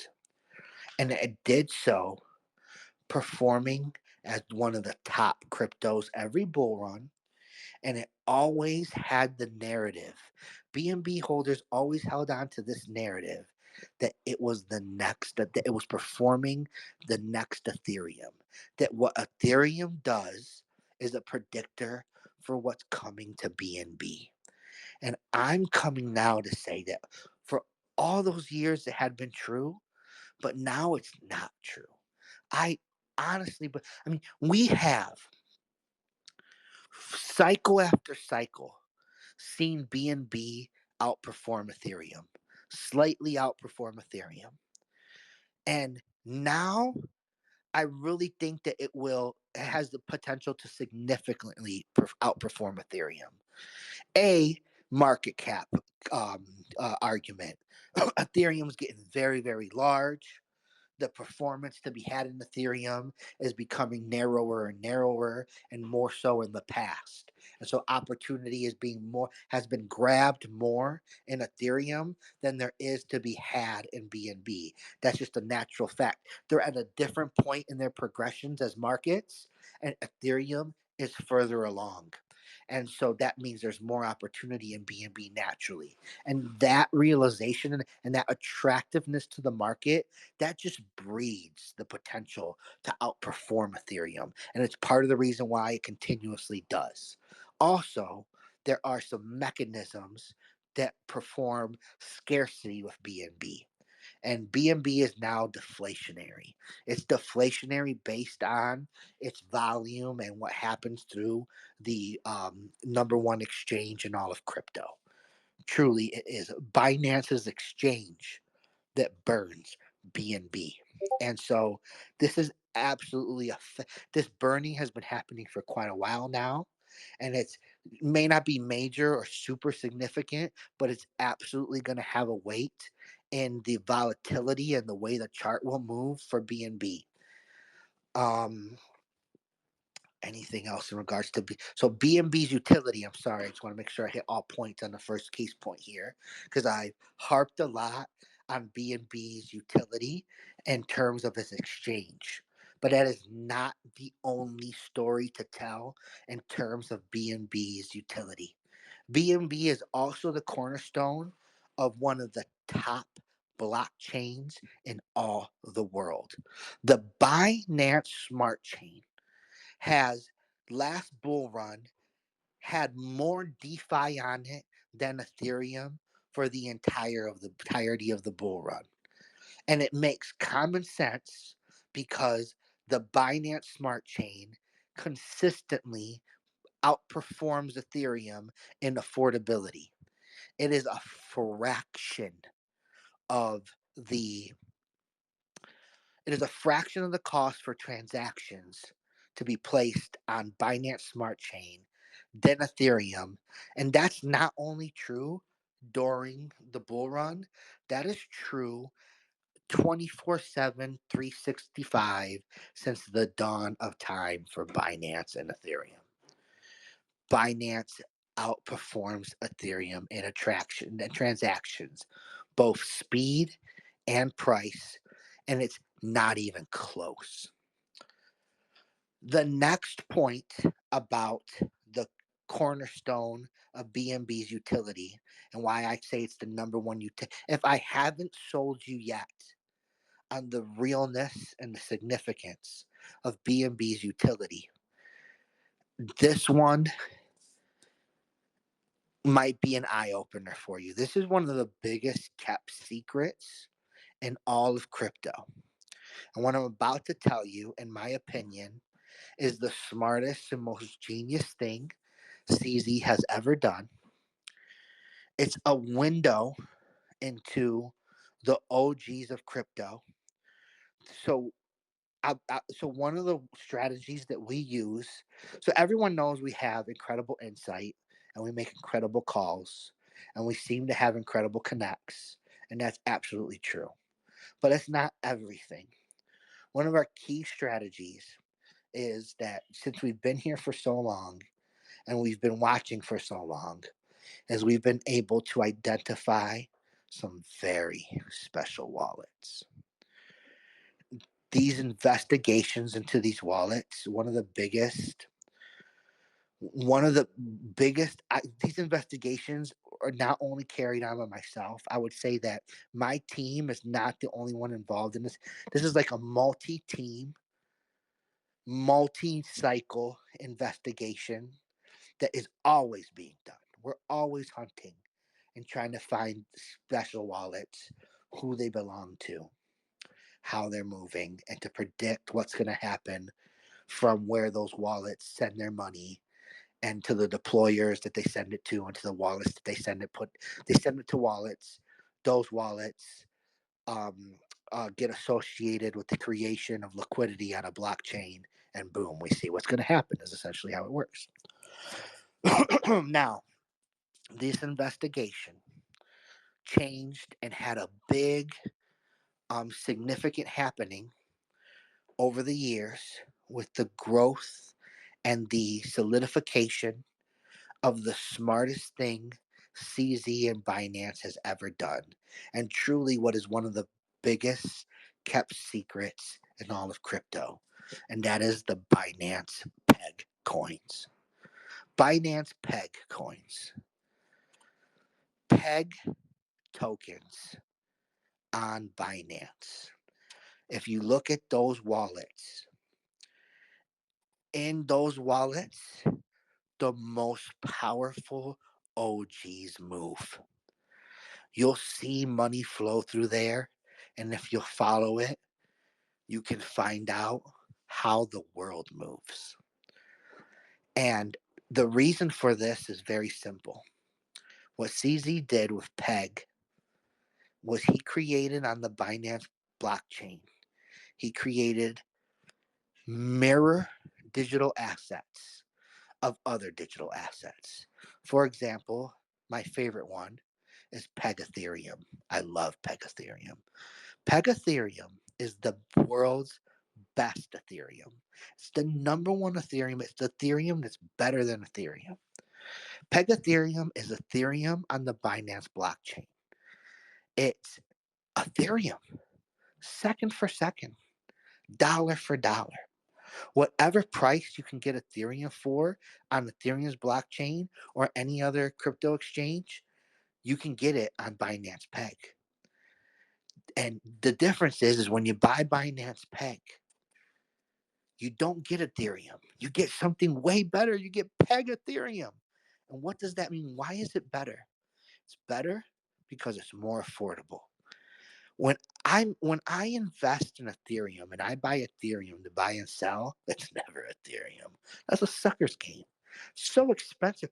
It's gonna be so expensive because I make a lot of money in Ethereum. Oh baby, I get it early.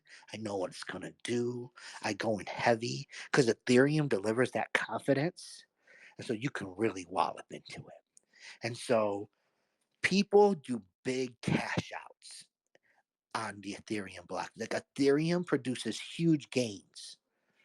And these gains, remember, they cascade through and they are massive. And if you're cashing those gains out on the Ethereum blockchain, you're a freaking idiot and you're getting robbed every time you press that sell button. It's so damn expensive. It's insane.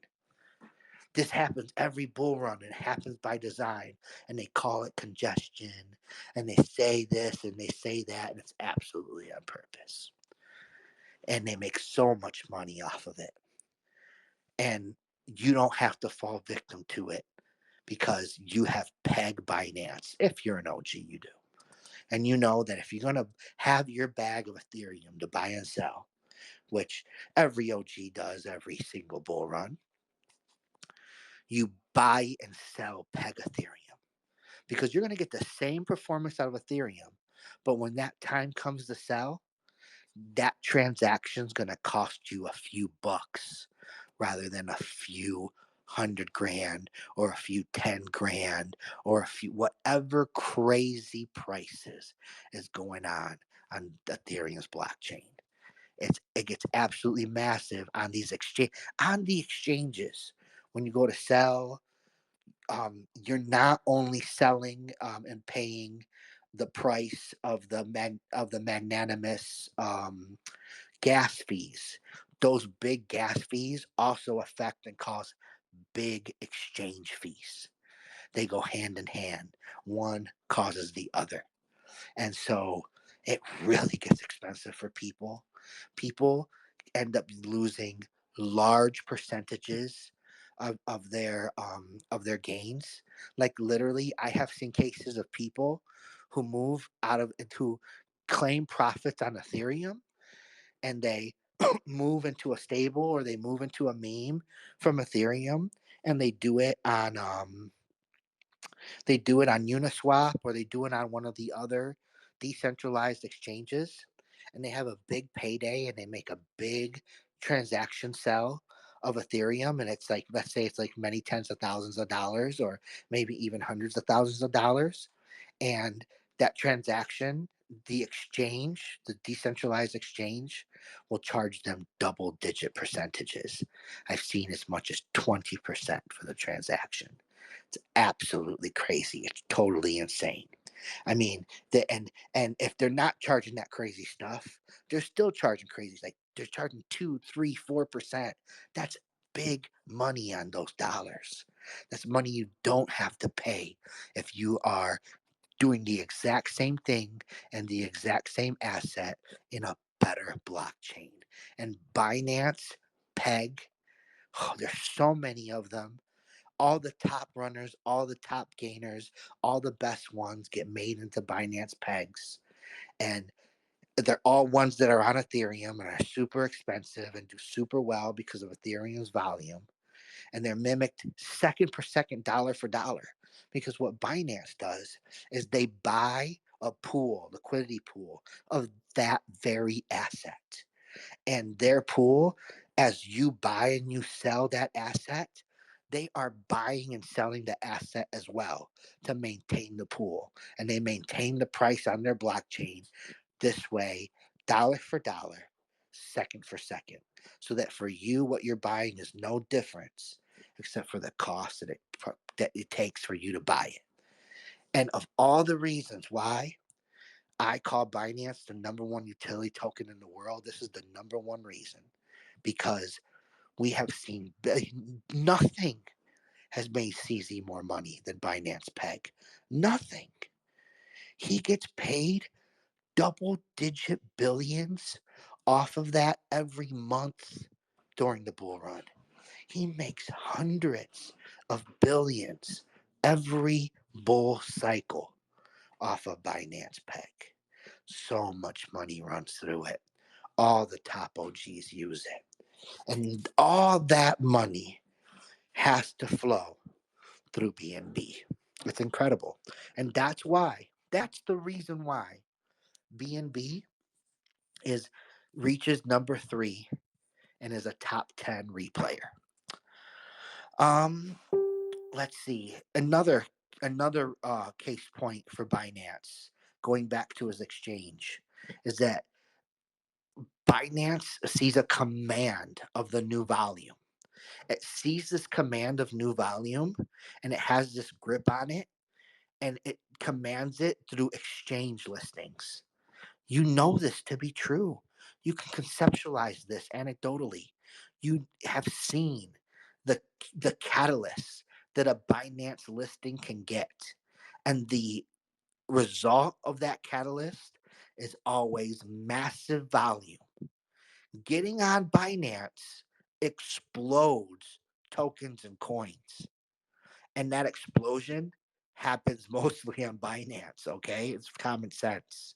And all of that touches BNB.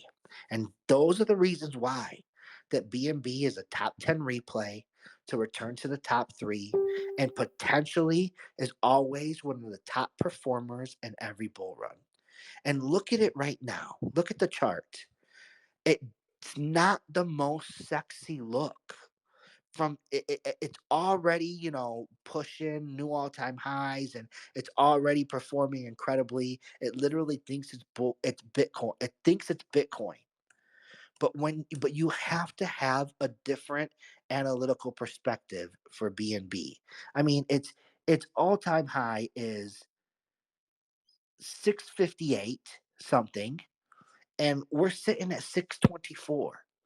We're already pushing and knocking on the door for an all-time high in BNB, and that all-time high was not even set very long ago, and it thinks it's Bitcoin.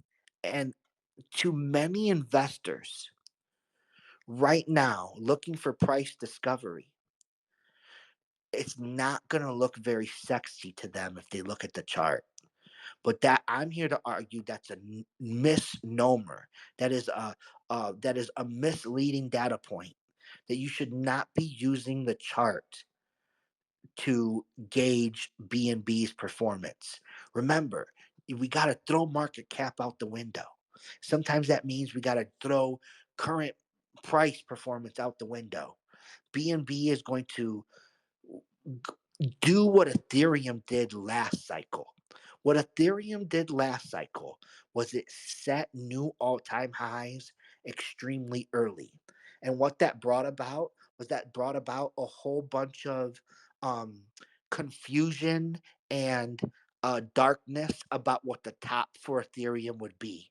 And it caused many people to miss the top on Ethereum, yours truly included, who called 5,500 Ethereum, and I was wrong, right? And it's easy to be wrong at a time like that because literally at that point, we're all just freaking guessing. We don't have the analytical data. Like Ethereum went so early, it went so fast. We didn't have the analytical perspective provided for us to make fruitful predictions like we do on other digital assets. We did the best that we could with limited data, and you saw the result. BNB, I predict to have a similar performance. I'm literally watching it take shape right now. We literally just had new all-time highs getting tested in BNB just recently. I mean, this is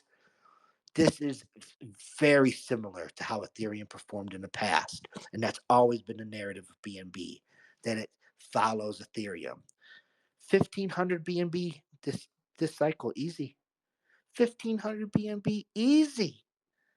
I expected to pull an Ethereum and go way more. I really do. I saw someone come up, Mar. Go ahead. I saw some thumbs down, brother. Give me the criticisms. Don't hold back.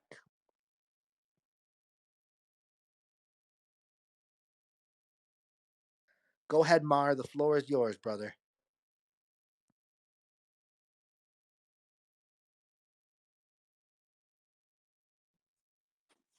That's all right, Mar. That's all right.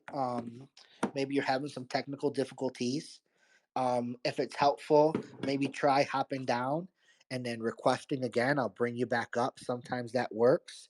What I'm going to do is I'm going to move forward, but I'm going to welcome you to chime on in at any time about any topic. All righty?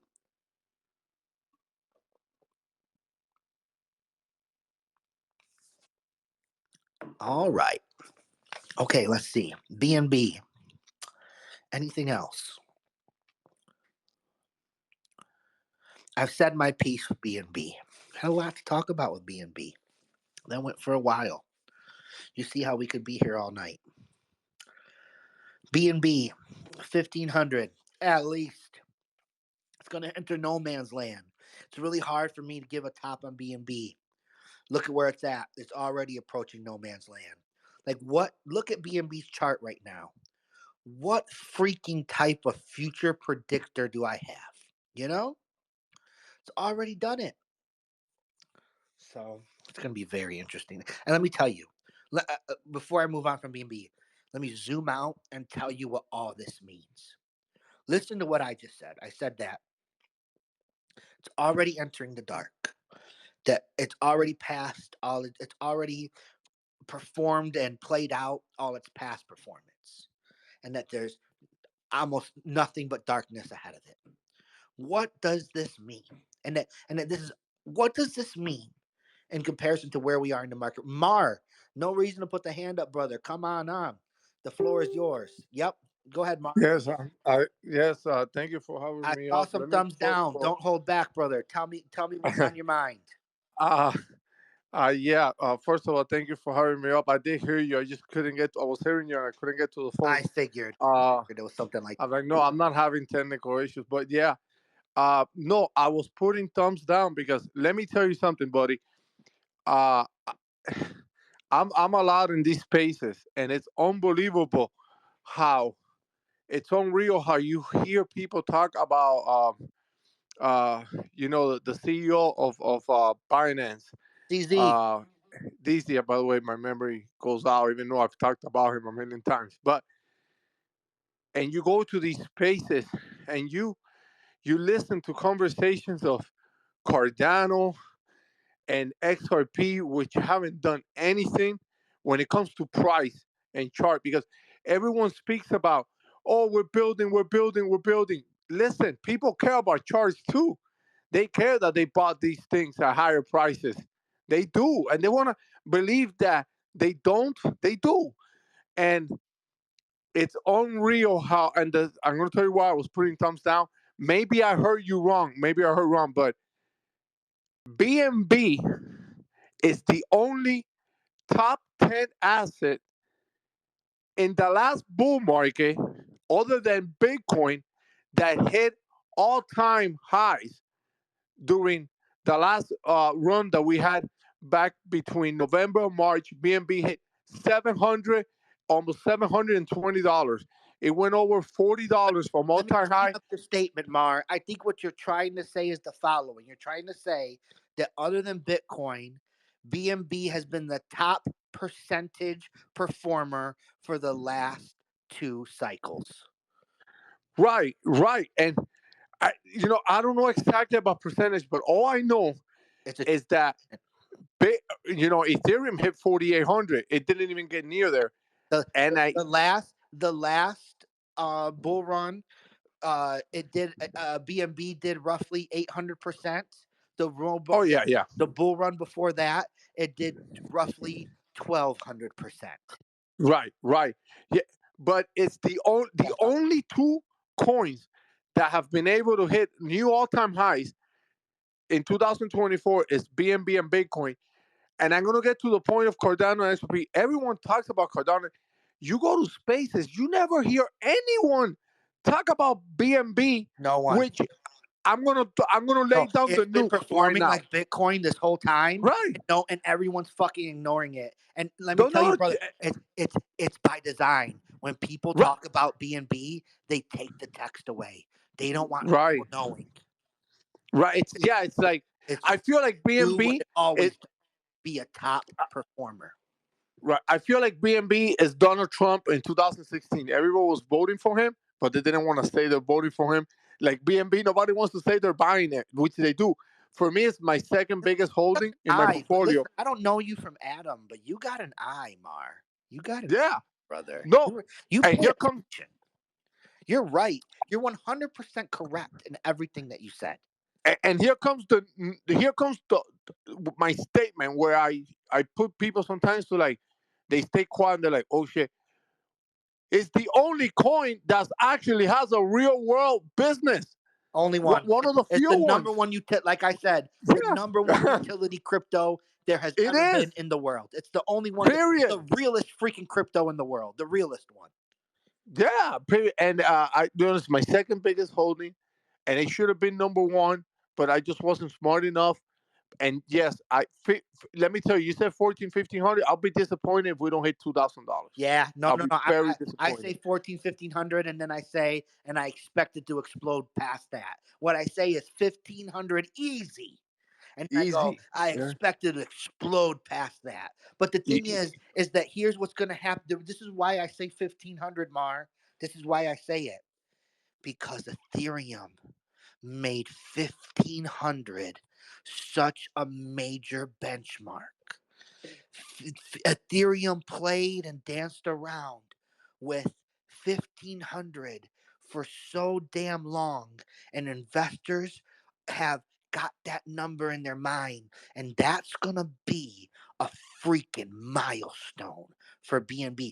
1,500 is when the party starts. And let me ask you something. What is the hate towards BNB? Why isn't BNB even, because I see Solana is super popular now, We're talking like about Solana in depth tonight. right, why? And BNB had one issue when it first started. I think they had one outage and that's it, you know, and it was at the beginning.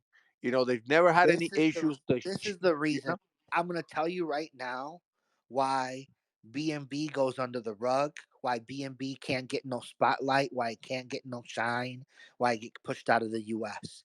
The reason is because it's number one.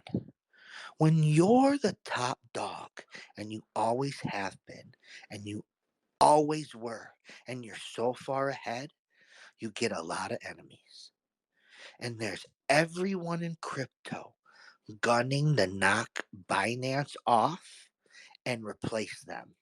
And for that reason, they don't want to give them shine. They don't want to give them spotlight in the media. They don't want to give them press coverage like they do the others. Because in the US and in other places of power, they don't want to work with Binance. They don't want to give Binance shine. They want to kill it. They want to be Binance. They want to be number one. And so success is a challenge in business. And Binance deals with this every day. CZ, this is his biggest problem, and it's well earned. yeah, no, well said, well said. I've always said, and of course, the U.S. it's not easy on them, and well said. And I go to Spaces every day, and I ask myself, man, my second biggest holding, which I could go to sleep with it, not even with no fear, you know, and no one talks about it.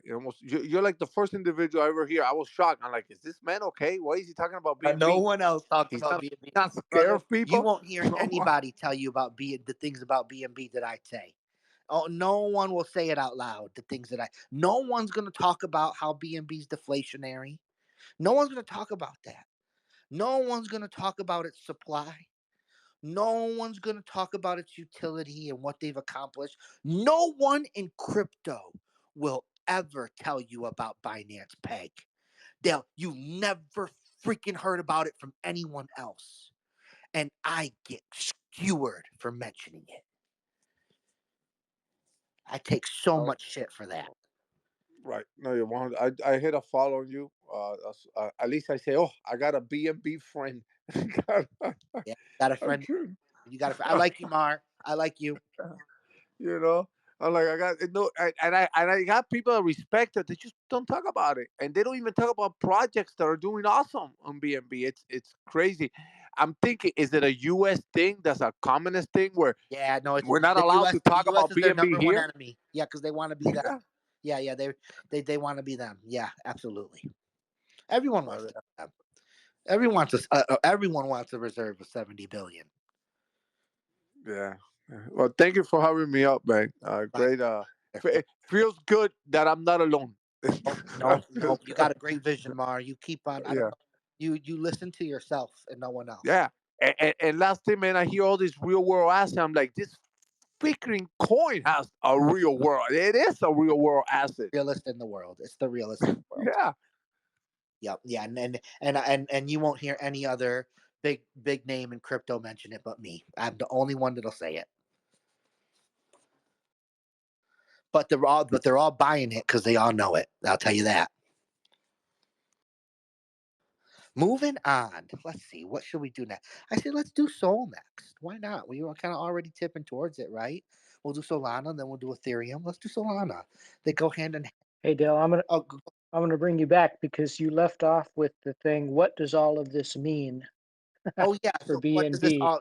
And I kind of I felt like I rounded it out. What this means? You probably did. Yeah. What this means is that investor sentiment on an early as early and bullish on BNB like it always is. We're in the dark right now, and it's outperformed uh, all its data points because of all the overwhelming sentiment that has poured into it. People are buying it and they're holding it. They're in position for the bull run because they all know what I have just shared with you today. What I've just shared with you today is not a secret. It's just something that's not talked about. That's all it is. But it is well known among crypto OGs and experienced traders. Hit me, world. Okay, so the day before Ethereum ETFs were the SEC approved them, you actually posted that I forgot the exact quote, but you said something along the lines of Sol ETFs are coming. So I'm curious, do you believe that Sol ETFs will precede XRP ETFs? No, Or now with the H bar situation with Canary basically saw Gary Gensler's situation, they filed for their H bar ETF. Which ETF do you think is going to be the next one? Sol, H bar, or Solana? I called a Solana ETF before I did an XRP ETF. I called it in the spring. I forget the month. All I remember is that I called the Solana ETF, and then 2 days later, they predicted a Solana ETF would be the next ETF on Fox Business News. It was pretty funny. And like it let me know, like, oh man, my leak is I called him up and I was like, you're the man after that one. But however, things have changed, and what I'm hearing is that XRP will be the next ETF. I don't know that to be for a fact. I know that XRP ETFs have been filed for. I know for a fact that Solana ETFs will be filed for. Um, there is so how fast they move along and move forward has is not has does not have to do with like the digital assets competing against each other. It has to do with the people who are making these ETFs and how organized and how they carry out their business and how diligently they work through their end of the process. That factor truly is the commanding rate limiting factor in the process of the timing of these ETFs. And we have all seen the legal team and the efficiency and the speed and the caliber with which XRP works. And it would be no surprise if those assistances are not tapped down to whoever is putting in for an ETF. I don't know who's going to come first. I haven't done any work into answering that question. For me, the timing doesn't matter. They're both a for sure thing to occur and be a catalyst. But if you ask me right now, without doing any homework into it, just off the top of my head, off of current sentiment, I think XRP will come first.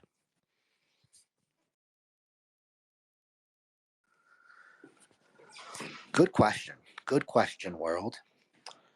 So Lana. Okay, so no reason to explain or talk about what has happened with Solana. It's very evident. It has become a meme coin giant, but that phrase has been overblown as complete bullshit.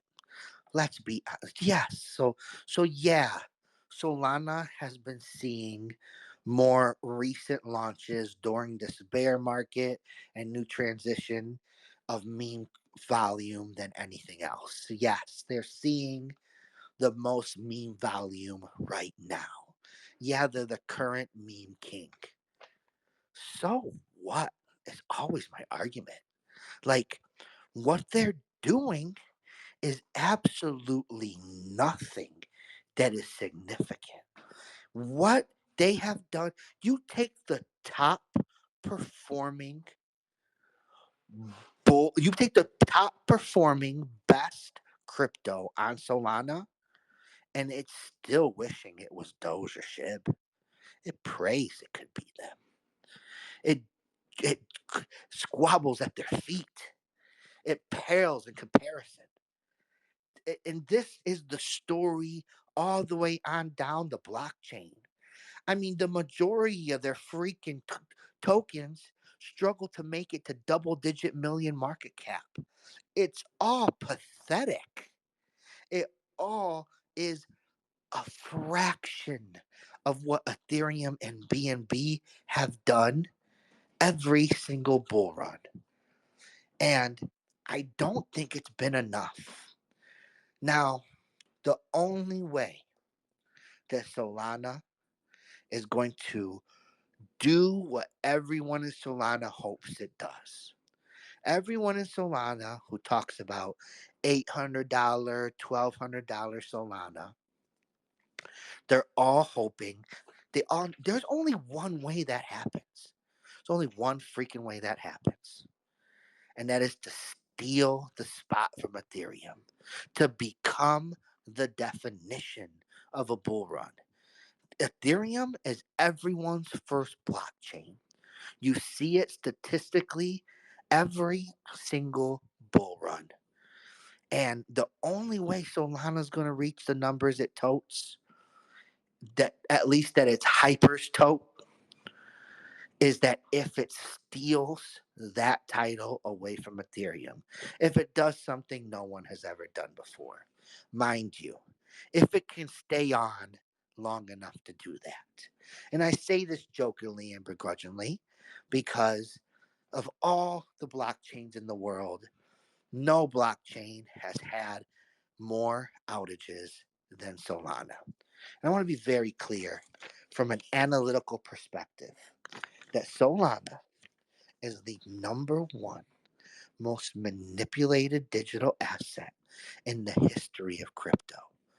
What has been done in there is more criminal than any other digital asset. The FTX and Almeida fam set themselves up for life off the backs of one of the strongest crypto armies ever formed. And they freaking slaughtered them. It was brutal. We saw it happen. And what has responded from off of that is just the same manipulation. People don't understand that those positions that Almeida and FTX insiders held are nowhere near liquidated.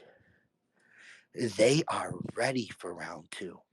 And so what they have done is they have manufactured it.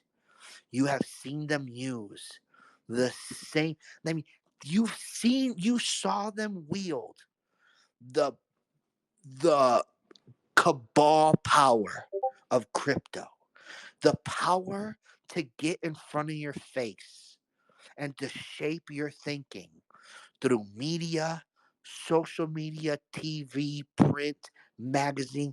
They can go everywhere. They can tap into everything and they can do it in a synchronized, timed fashion.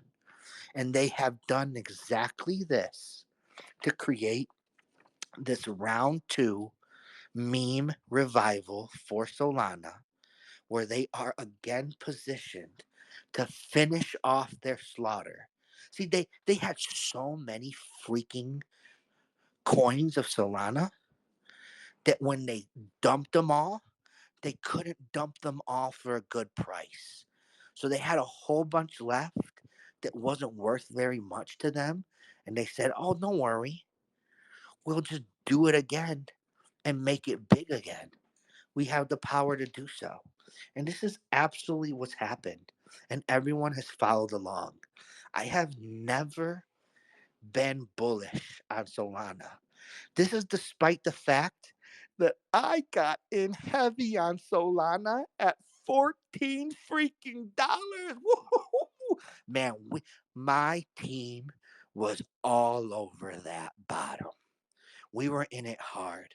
And despite all of that, throughout all, and we've had many big wins on Solana memes. A couple of them were easy. The early ones, the first ones, were easy.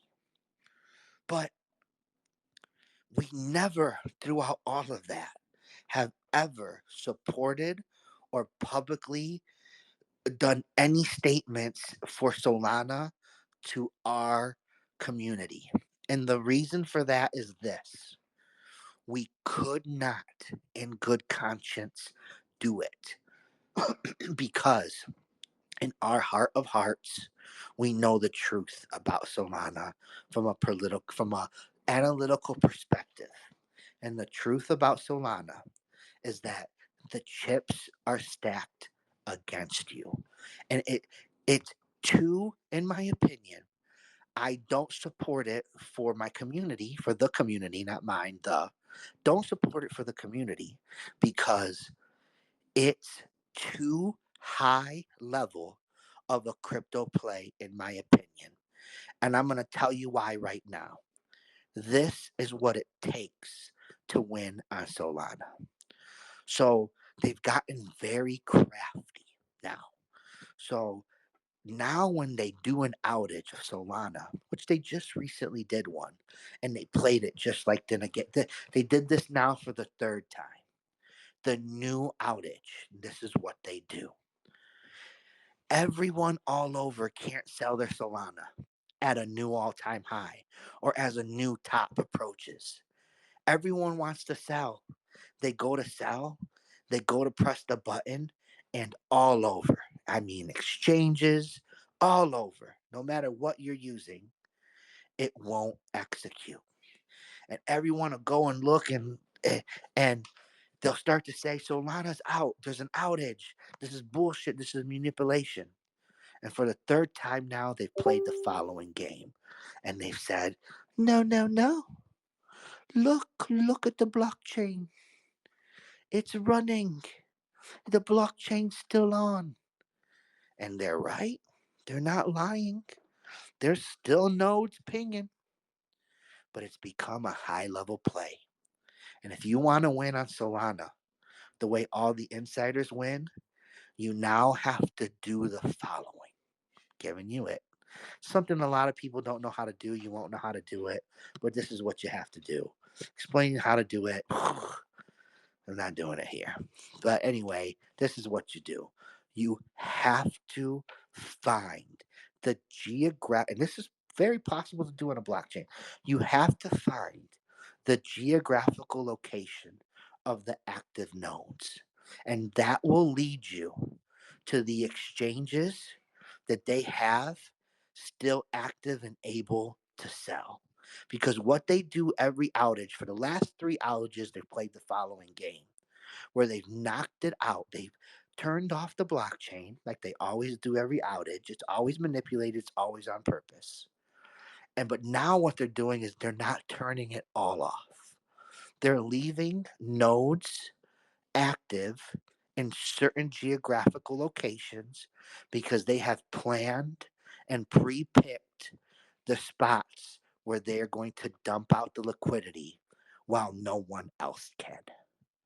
They literally turn off the blockchain for everyone except for those people who can find where it's still on at.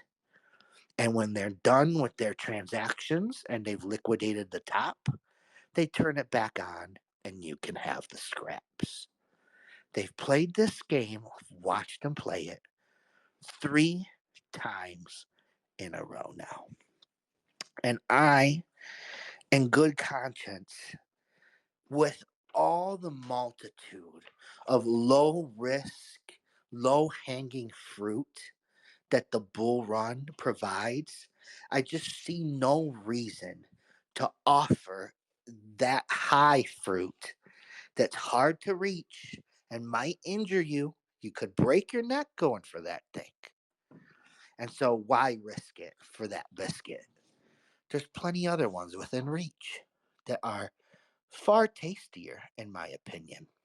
I mean, look at how much Solana has performed. The market is very bullish. The sentiment is very obvious. It's already thinking it's Bitcoin. It's already pushing new all-time highs. It's already entering darkness, right? And as it pushes those new to all-time highs, you will continue to see massive manipulation in the number one manipulation crypto.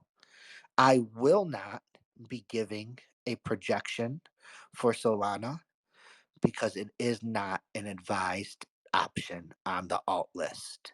Solana is off Dell's alt list.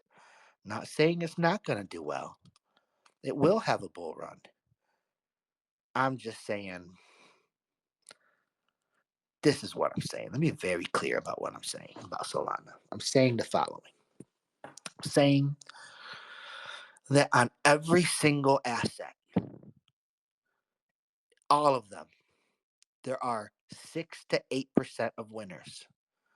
It's just the truth. In crypto,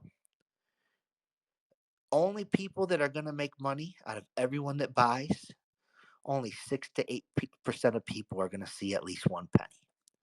Just so happens that during the bull run, there's the total piece of the pie is so massive that 6 to 8% of people goes from becoming a narrow range to a wide gaping range that includes thousands and thousands, sometimes 10, sometimes hundreds of thousands, possibly even millions of people can be part of the 6 to 8%.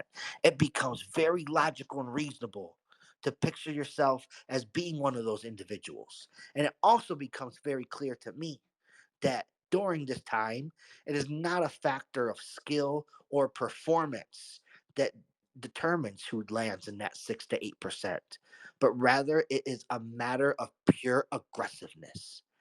I think that the statistics make this fact very clear. It's aggressiveness above all that determines who is in the 6 to 8%. Now, that's for every freaking digital asset except Solana. Solana does not offer you the same opportunity of success that other digital assets offer you. Why? Because of the manipulation. The manipulation is stacked so high against you. They take such a large proportion of that 6 to 8% that they only leave a few percent for the rest of the globe to fight off. It's a far, everyone thinks they have this big, wide graping gauge in the 6 to 8%, like they do in every other digital asset. And they don't realize that in reality, it's a narrower range on Solana than it is on anything else. And that's what I'm saying. Solana's out. Let's move on to Ethereum, which I believe, as you can see, will not be dethroned. I literally believe that we're already beginning to see the shift back to Ethereum becoming king, to Ethereum reclaiming the most new wallets being made, to Ethereum. All this is all. Let me just be very. It only takes one thing. All that needs to happen is what always happens: is that when new people come into crypto, they come to an Ethereum. When that happens, everyone's gonna flood from Solana to Ethereum just as fast as they move the other way. And meme coins on Ethereum will run again. This was my prediction since the first day Solana started to run its whole meme coin game. Ethereum is everyone's first blockchain. There's been 50 million new wallets made in the last 6 months, over 60,000 and a half in the last 24 hours. And this is a rate that is consistently increasing. Ethereum comes with challenges, and there are challenges that are going to be seen and obvious in my price prediction. I'm not going to make the same mistake I made last time in overshooting Ethereum. And everyone else is. You're going to see people talking about $6,000 plus Ethereum. They're going to say 7. They're going to say 8,000. They're going to gaslight you. You're going to know better. You're going to know that Ethereum is plagued by congestion. And this congestion drives human behavior. It does two things. Let me make them clear. They'll be very easy for you to understand because you have witnessed them anecdotally. Ethereum's gas becomes so large It forces people to make investments that are worth the transaction. And when the transaction costs hundreds or thousands of dollars, you go heavy. So people who invest in Ethereum during the bull run, they invest big buys and they make big sells. Ethereum sees money move in large chunks, and it's all driven by this incredibly expensive transaction rate brought on by congestion. Now, this reaches a boiling point that eventually limits the entire market and stifles the growth potential of Ethereum. Literally, it gets too congested and too expensive to grow. If you look at the statistics of the cost of Ethereum gas fees, and if you took all those fees and you put them into Ethereum rather than putting them into Vitalik's pocket, you would come to find that Ethereum could challenge Bitcoin for its market cap. That is how significant of a number gets lost in Ethereum volume to Ethereum congestion for investors. And it stifles the growth of Ethereum. It is for this reason that Ethereum quickly, during a bull run, becomes a zero sum game. What do I mean by that? I mean that investors that can get into Ethereum get in, it goes up. And with the combination of its price and the price it costs to make a transaction, it quickly becomes impossible for new investors to get into Ethereum. But during this period where volume is not flowing into Ethereum like it does into other digital assets. You see, usually when this occurs for other digital assets and volume begins to slow down, the price action will mimic that and price will begin to go down. This phenomenon will not occur in Ethereum. We saw it last cycle. We saw what I call the zero sum game of Ethereum. And this is what happens. Despite low volume and people being priced out of Ethereum, Ethereum maintains its price and does fluttering.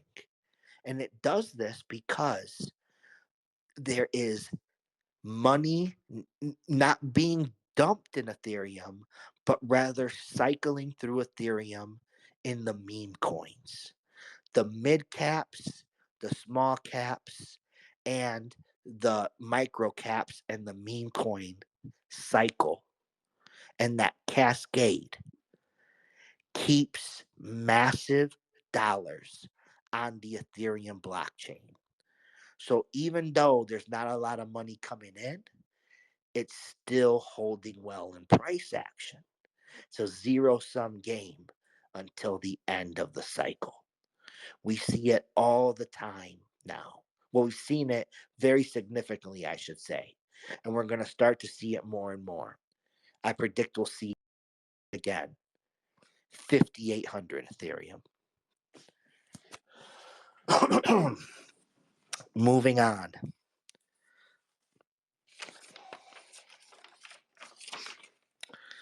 Let's drop some breaking news. Let's talk some breaking news. Let me get some hydration real quick.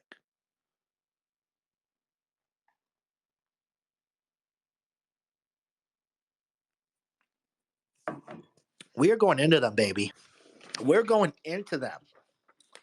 We continue. Cardano. We got breaking news today. We're breaking in Cardano.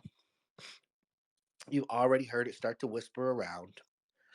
I've got direct leak insider information for you. You'll love this one. This is big news. Just a moment, pulling up ADA's chart. Haven't looked at it in a minute. Just want to see what this news is doing to it. Yep. It's getting out there. Here's what's going on, people. Let's talk about Cardano. I've always been so critical of Cardano. I've always been so honest about Cardano. It is the number one hype crypto in all of blockchain. It is the hype king. I've always said that all of Cardano, and let's be very clear. I mean, Cardano is a staple top three crypto. It is a top 10 replay. It's a top three replay in that regard.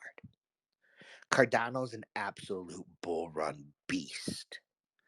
We have heard for more than one bull run that Cardano won't do well. We've heard it before. Cardano always does well. Cardano does well for only one reason. It's called the Charles effect. Charles is all they need. See, Charles gets all the fanfare, and Charles there's CZ and there's Vitalik. They are tied at the top. And I say this, because CZ has a little negative to him.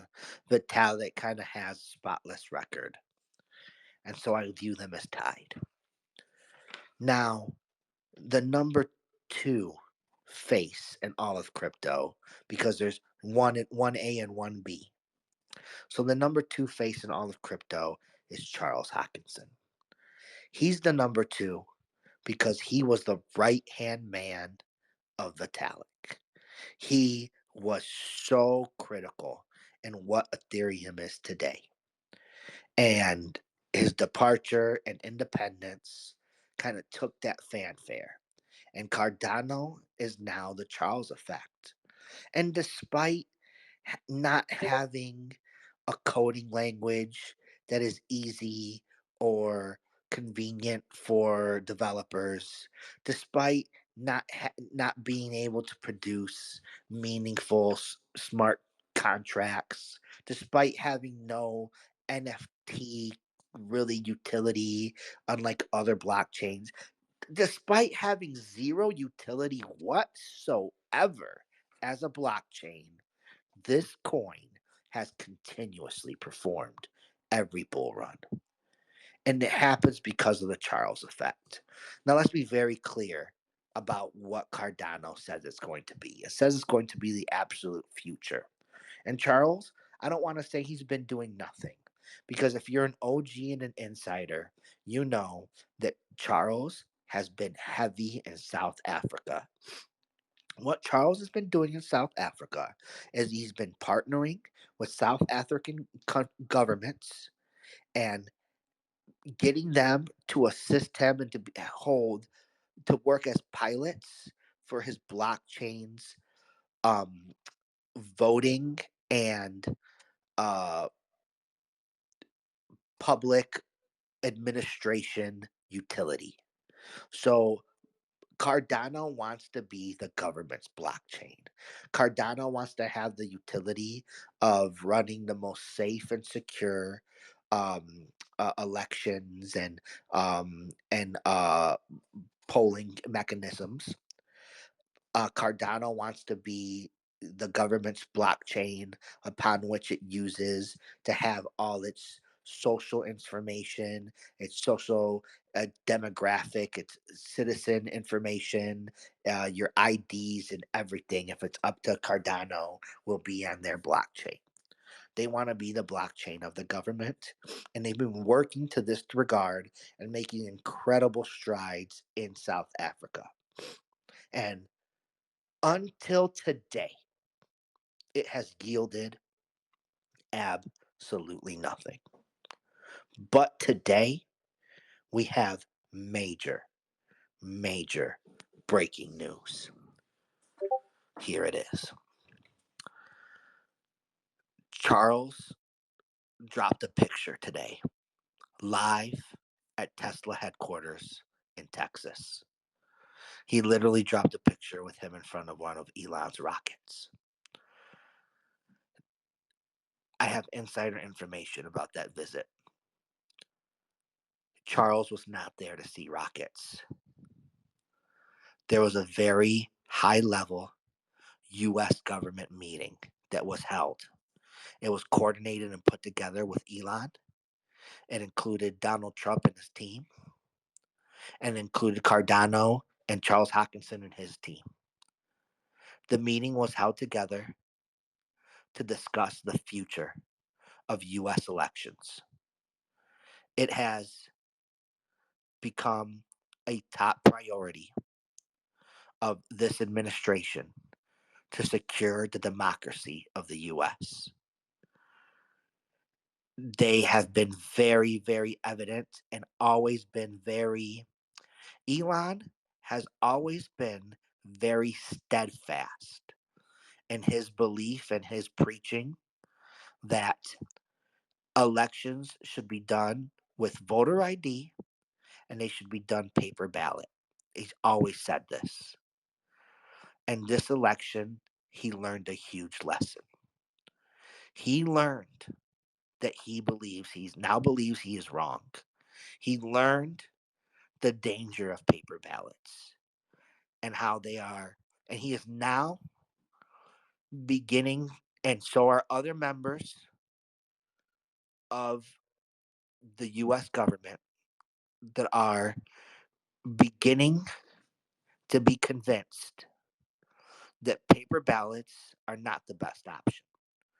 Now, they all believe that our current mechanical, internet connected, bowl, election machines are a far worse option in comparison to paper ballots. Oh, world, come on in. I mean, I'm not sure if we can say this, but can we say Dominion Yeah, machines? Anyway, we can't say Dominion machines, and the reason for that is that this time around, there were other manufacturers used as well, and they got their hands into those as well. And really, what it's come down to, world, is it's come down to they did a study and they looked at all the machines, and there's a one glaring characteristic between all the machines that are good and bad.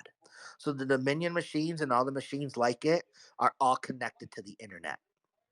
Whereas the machines that do its job, they all have like a counting tabulator that like that mechanism is per machine. But these Dominion machines, they take all the data, they send it somewhere to be counted.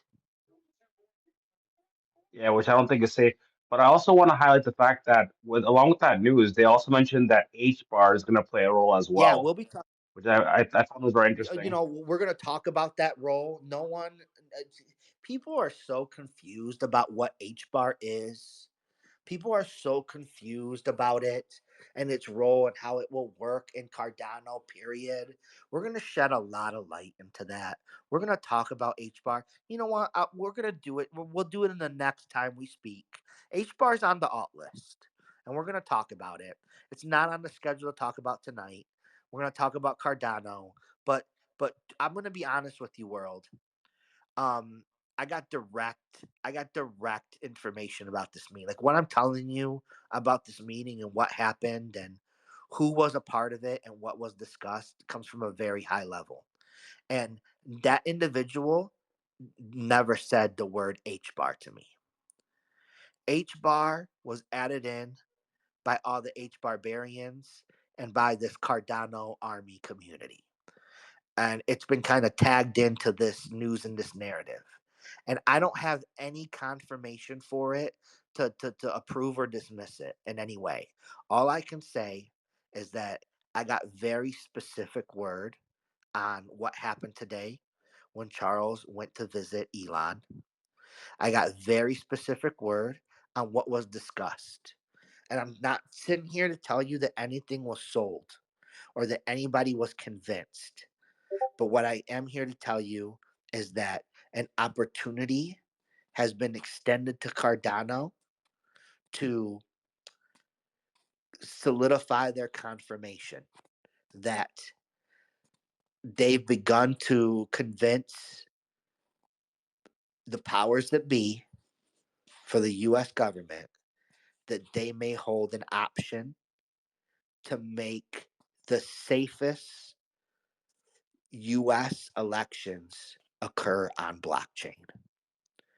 And they presented that case to Elon and to Trump.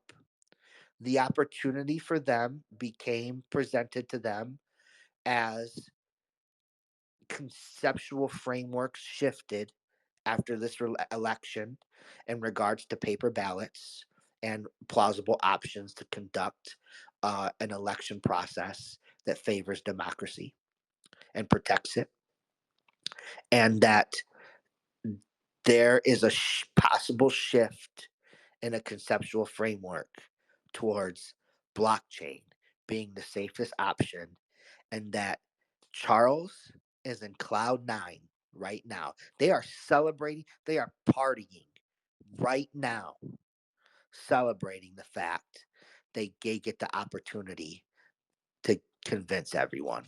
They've given them the chance. That's what I'm going to say for now in regards to it, and that's absolutely massive for Cardano. And basically, what that is a first ever hint of Cardano becoming a real boy and actually having some utility in the world. And Charles has always said that Cardano was going to be massive, and that utility would be the biggest ever in the history of crypto if they can pull that off. Now, that's a big if, and there's a long way to go down the road. But I'm going to tell you here right now, I've officially been told that path, that road is being traveled officially. So huge. Cardano, a top 10 replay, number 3, the Charles effect. The Charles effect produces ADA to it's not even catalyst driven. ADA traditionally has been one of the most trend analysis driven cryptos that there has been. Um, I think that if this bull run, if that sentiment continues for Cardano, Cardano will perform well, but it will not skyrocket past its current all time high. It will approach it, come even to it, or maybe do a little bit higher. The only way Cardano will significantly surpass its all time high, in my opinion, from an analytical perspective, is with the assist of Catalyst. Now, as of today, we have seen the probability of those catalysts skyrocket. Cardano is now in play way more than ever before than when I started this alt list. Cardano was always on the alt list, but oh damn, today it got shooken up with this breaking news. And so that's the big breaking news of today. Two big leaks from the hill today for Team Del Crypto. Two big ones. And so we will not see $5 Cardano this cycle, is my prediction. I really don't think it'll happen. You'll see everyone gassing you up. $5 Cardano. I believe that at best, you'll see Cardano head towards $4. Okay, that's Cardano. And that's our gold chippers, right? Let's talk about some juicy plays. Okay. Our next, we're going to talk about, I wasn't going to talk about this one tonight. It was always on the altcoin list. It's on the list every single cycle, but it wasn't going to be talked about tonight. But God damn it, it catapulted itself into the conversation with wit and charisma and pure marketing. Let me tell you guys something before I dive into this because it absolutely plays into this analysis. It's all changed this bull run. And what I mean by what it's all changed is the audience and where everything is occurring has completely flipped the script. For every single bull run we have ever experienced, all the volume has been driven by YouTube. YouTube has always been the king platform for crypto. And this bull run, everything changed. It's all different. X is the king now. This bull run is being driven by X. Crypto is not on YouTube anymore. Everybody's over here. And so when you see uh, an account who understands that and who can leverage that well, for me, that stands out as significant. That stands out to the market as significant as well. And that is evident by what is going on with Litecoin. The next asset we're talking about is Litecoin. Take a look at what's going on with Litecoin. Look at their account that has just recently hit 1 million followers and has absolutely changed. I don't know who the hell they have writing their post recently, but they are freaking hilarious. I want to hire that person so bad. One of the best content writers I have ever seen is currently working for Litecoin, and they are smashing it. They're being so funny. They're being so gravitating. They are marketing so well. Yesterday, they made a tweet where they said that they, due to market conditions, now identify as a meme coin, and it worked. Oh my gosh, I mean, they're just, I mean, the tweets are fantastic, and I love it. I love what I'm seeing out of them, and usually that's not big a deal, but everything has changed now. They're doing it right, and they're doing it right where everyone is. It has huge potential, and we already seen it begin price act. It started price discovery within Litecoin. It catapulted it. You see, price coin, I mean, price discovery rather. Been doing this for a while. Here come the mistakes. Price discovery moves very similar to the cascade. It doesn't happen all at once, and it moves down as as people anticipate what's coming next. Price discovery happens. Now, Litecoin has managed to bump themselves up in that cascade. They are a small cap, and they are now moving and seeing price discovery far before any of the rest of the small caps, and it's 100% directly a result of what they are doing on X. Oh, such good work, man! What great content creation. Now, Litecoin is a top 10 replay, and it is an absolute stud of the top 10. Holy cow, man. This thing boomerangs in and out of the top 10. It'll drop back so far and then come running right back into the top 10. Litecoin is incredible. It currently stands at 82 bucks. It has a top somewhere around $361. And this is the Litecoin chart is very attractive to to crypto investors because Litecoin is a solid and easy 4x. And so the way Litecoin performs, because it doesn't do like hundreds and hundreds of X's, it does a very measurable performance.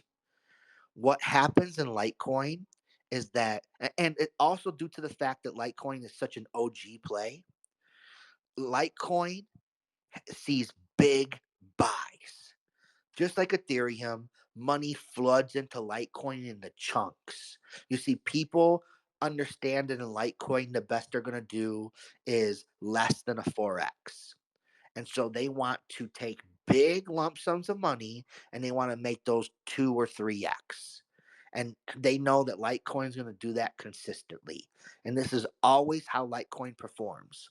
And since it's such big chunks of money flowing into Litecoin, it makes noise. And people see whales getting into Litecoin. And so it draws in some investors, some retail volume as well. However, Litecoin will perform, in my opinion, the way it has the last couple bull runs. As you see, it kind of, it's not one of those that's going to crush its all time high. It's going to meet it. And I believe it will do about that again. And I don't see, basically my call for Litecoin is right about the same all time high it did last time. And so that's Litecoin, and I only bring it up because it's doing such a good job on X. And it is an altcoin lister due to its amazing top 10 replay performance. So there's our analysis on Litecoin and our call. Next, let's do, we've already talked about it so much, so let's just run through XRP real quick since we've already talked about it so much in our prelude here. So XRP is the number one most suppressed digital asset in all the world. We already talked about what occurred on December 21st. Oh, I'm sorry. I think I said 23rd when I was talking at the top of my head, and I said 2 days before Christmas, and that I was wrong. It's the 21st, and it was 4 days before Christmas. My mistake. And it was a drop from 56 cents to 12 cents, as I said. And it was absolutely manipulated and bullshit.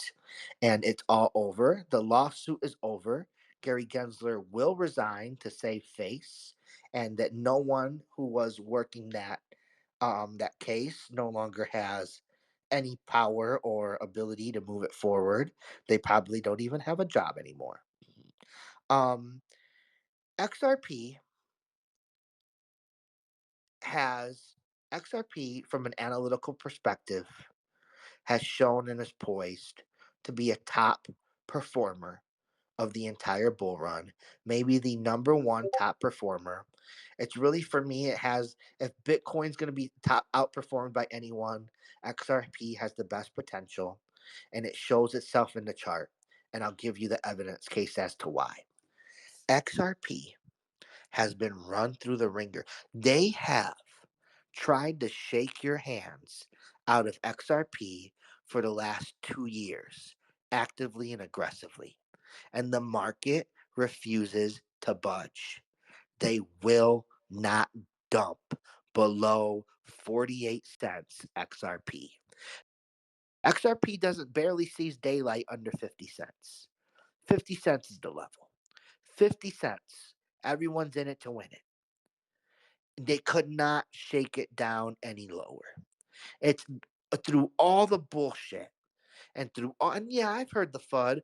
XRP doesn't do anything. XRP's not moving. That's the most bullish FUD I've ever heard. Because everyone else in cryptos having the FUD that they got wrecked, that there was a huge dump. Not just complaining that it's not moving. You mean you haven't lost money? You're just complaining that you haven't made any?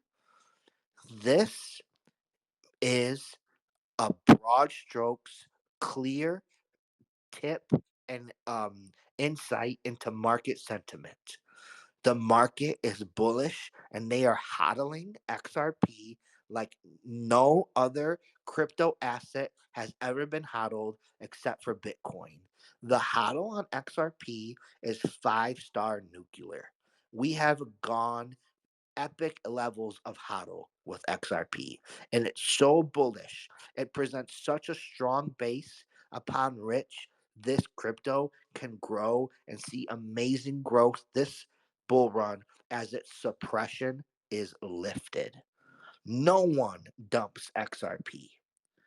It's very, very, very evident. The next thing about XRP is that XRP is catalyst driven, and it is poised to have, like, literally, a catalyst can drop for XRP at any second, and it can come from so many angles, from so many sources, about so many potential different things. And there's just, I can't name one other single digital asset that has a better catalyst potential than XRP. It's the number one catalyst potential asset in all of crypto. And that is evident by its massive suppression. Um, this is, I want to step back and I want to talk about something that no one ever talks about. I want to talk about the analytics behind the XRP all time high. It's about my case here, my evidence point here is about timing. And it's about where we were and what we were when XRP did what it did. Let me explain. XRP has a top, an all time high of around $3.40. It did this in 2018. The all time high for XRP was set during the absolute infancy of cryptocurrency. There was a fraction of the market cap in crypto that there is now. And with that little pie, XRP was able to perform to these levels. XRP to hit $3.40 in 2018, to do that, it had to make a significant impression on crypto dominance. And it did.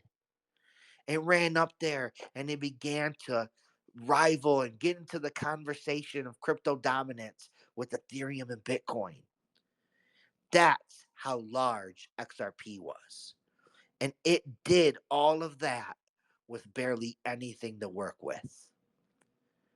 Now, ever since that time, and ever since that incredible landmark performance that blew everyone in crypto away, XRP has been the number one most suppressed digital asset in the world, as manipulation has quelled it so that the powers that be can position themselves in at affordable prices. This is what's happened. Now, all that is over. And what faces XRP is the world today, where the total market cap has far eclipsed what was available to it at the time that it reached $3.40. It's a whole new world for XRP. And XRP's never gotten a chance to see the light of it until now. Let me tell you how XRP is going to go, because it's already started. The bull run is here for XRP. Price discovery is over for XRP. We're already running. What's going to happen with XRP is the following: it's going to touch $1. And that's when the party starts. When XRP hits $1 and passes it, everyone's going to start talking about XRP. And let me tell you what that's going to cause. It's going to cost $2 XRP. And the party starts at $1, but the craziness starts at 2. And I don't know what it's going to look like. It's going to be so crazy. It's going to be so much money available. I don't know how high it's going to go. The potential's nuts. All I can say, I don't have a number for XRP. All I can say is that it has the potential to outperform Bitcoin, and it has the potential to be the number one performer of all the digital assets. And if not, it can be the top digital performer of everything besides Bitcoin. XRP is a mammoth poised to go. And this information shouldn't be news to anybody because I've been saying this about XRP since December 21st, 2020. Bubba Carr coming up on getting connected. We're going to talk to Bubba Carr here. And anybody who wants to talk about, make a comment, ask a question about XRP, you're more than welcome. Come on up. Now's the time. We're going to give Bubba Carr here a chance to get connected. Give me a quick second here, taking a quick moment. Del, for when you come back, so when you say that you don't have a number for XRP, that was like before the ETF was priced in, or well, it's not priced in, rather, So is this I gave a price prediction for XRP months ago as the bull run started to come into clarity, and we got our initial clarity for XRP. And there were a couple other digital assets that I gave some numbers for, and I gave some numbers for XRP. And then several weeks later, probably about a month and a half later, maybe a month and some change, everything changed for XRP and its outlook. And so much changed, and there was so much bullishness with the ETFs, with the case ending, with the suppression being lifted, with the potential for performance, with the money coming into the market, that we knew we were too conservative, but we don't have the analytical data to tell us where things are going. And it makes sense that we don't have that analytical. We have the data with everything else because everything else was allowed to tell us a story for the last 4 years. But XRP has been forced into silence. We don't have data points for XRP. All we have is flatness. Only thing we can measure is its suppression, and that is all manufactured and fake. And so I don't have data or analytical clarity to come up with a number, and my team doesn't guess. We don't play that shit. If we don't know, we stand up, we hold our head up high, and we say, I don't know. And we do it with pride because it's the honest answer, because it's the analytical answer. It's never what we feel, it's never what we think, it's not what we want to say one way or the other. It's what the numbers tell us. And unfortunately, we don't have any to tell us anything. What's up, Mar? Hey, Dell, I gotta get going in a few minutes. Sorry to change It's a the long one, topic brother. real I'm quick. sorry. Yeah, This is how we do yeah. it. We do No, marathon. no, no. I go to spaces for like 4 hours. It's just I'm trying to go to sleep by 12:30 now. Wake up at 8 in the I morning understand. because I used to be like a late. But two things. A question. I want to ask you a question. What are the chances? Do you think of Trump passing the no tax for Oh, I U.S. forgot to say that. I cryptocurrency? forgot to talk about that. So yes, Yeah, and great question. and number two, if you do have a space, you could let me know when you did it. Or if you could do a future space about what's your prediction on type want to say blue chip projects like Caspa, Oh Tau, yeah, Sui Caspa's on the that's never altcoin been on a list. We're bull going to run. talk about Caspa. Oh yeah. Yeah, that's never been on a bull run like Caspa, never been on a bull Yep. run. And what do you expect Oh, it's on, easy. on It's easy. again, no We have financial other advice, digital but yeah. assets in its class and other performances that we can market to and benchmark it to, and we can also look at Caspa and like the resources that it has available to it. Caspa has a Right. killer team. I mean, Carl the Moon is behind Caspa, you Yeah. know? So they Right. have Right. this And these resources available to them that other projects don't.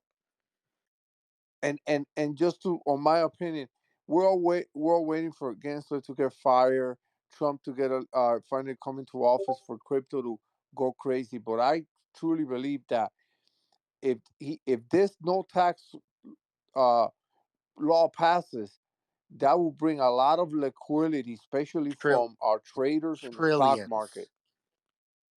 Right. Okay. Thank you. Yeah. If you could give me your opinion on that, and then you could do a space about Caspa and all the blue Oh yeah. chips that Oh haven't yeah, had we a got a bullish lot more yet. digital assets we're going to talk about. Caspa is on the alts list. Beautiful, brother, beautiful.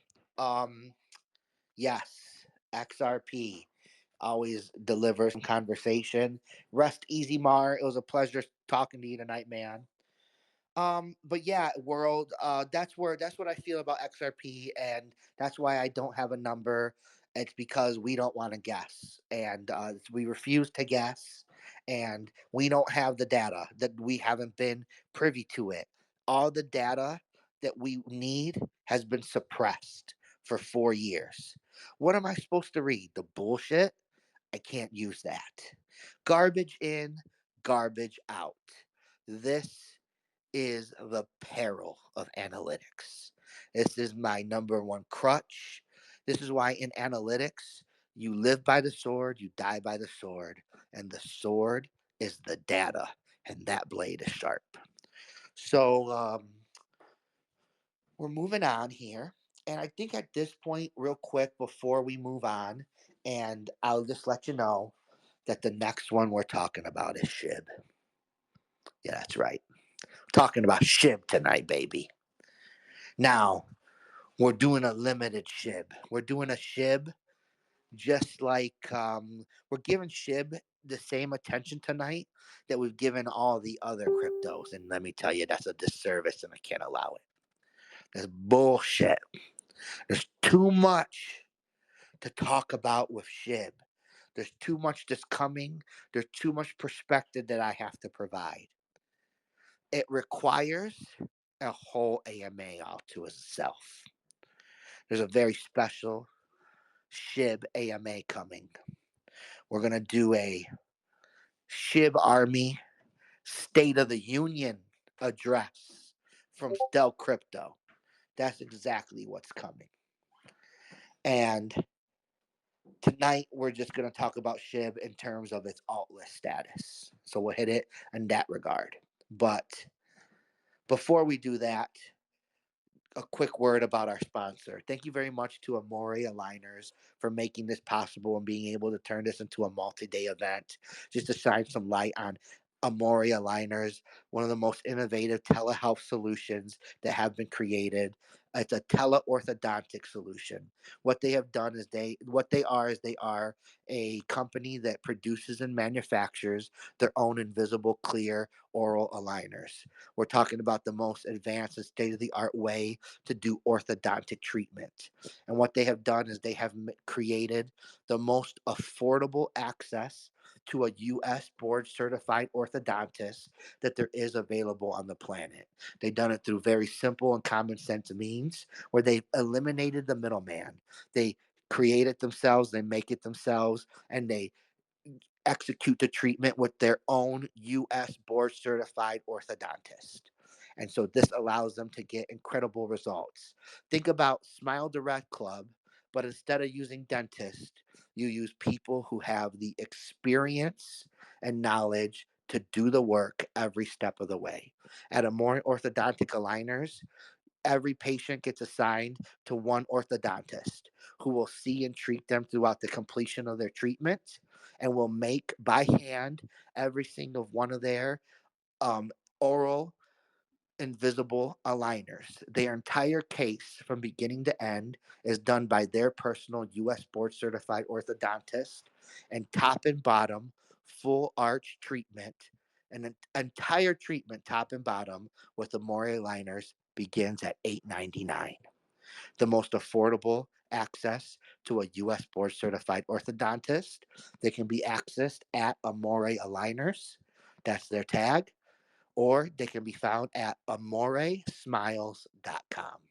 Thank you for your support, Amore Aligners. We move forward to SHIB.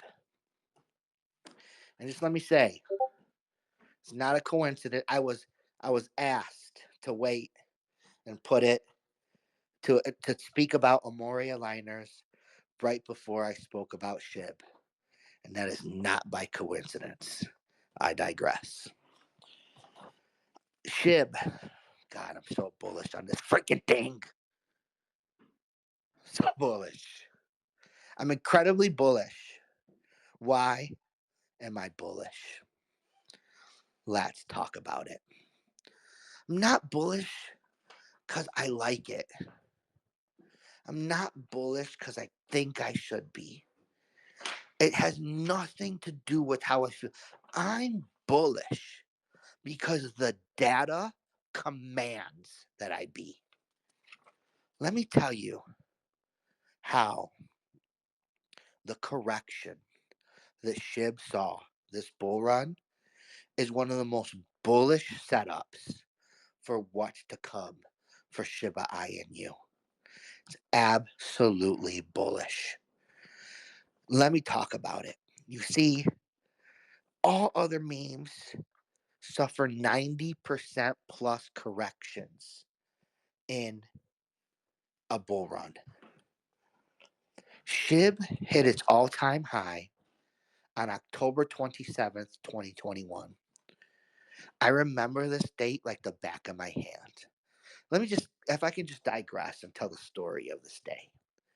It's one of the most bullshit, open handed, obvious, in the light of day manipulations we have ever seen in the history of crypto.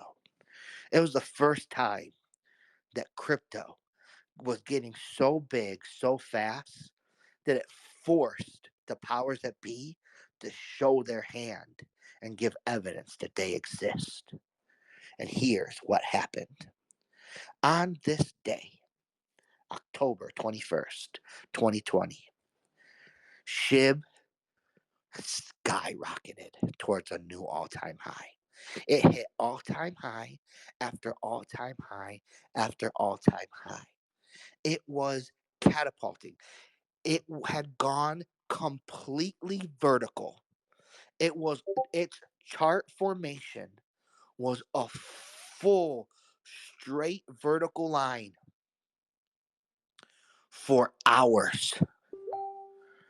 This was happening because in less than 12 hours, $14 billion was flooding into SHIB all at once. SHIB was experiencing massive supply shock, and the supply shock was causing incredible FOMO all throughout the world. One of the largest places that was causing FOMO was India. India was buying the top on SHIB like a madman. Now, in the midst of all of this, one of the greatest manipulations in the history of crypto happened. They had to stop it. SHIB was on its way. Like, I really think that if they would not have stopped it, I without a doubt believe SHIB would have eclipsed Ethereum as number two crypto in the world. And they didn't want that to happen. It would ruin all the plans. And they had to put a lid on this thing. And they had to stop what was happening. So here's what they did. All at once, they stopped all the selling on every single exchange that featured SHIB in the world.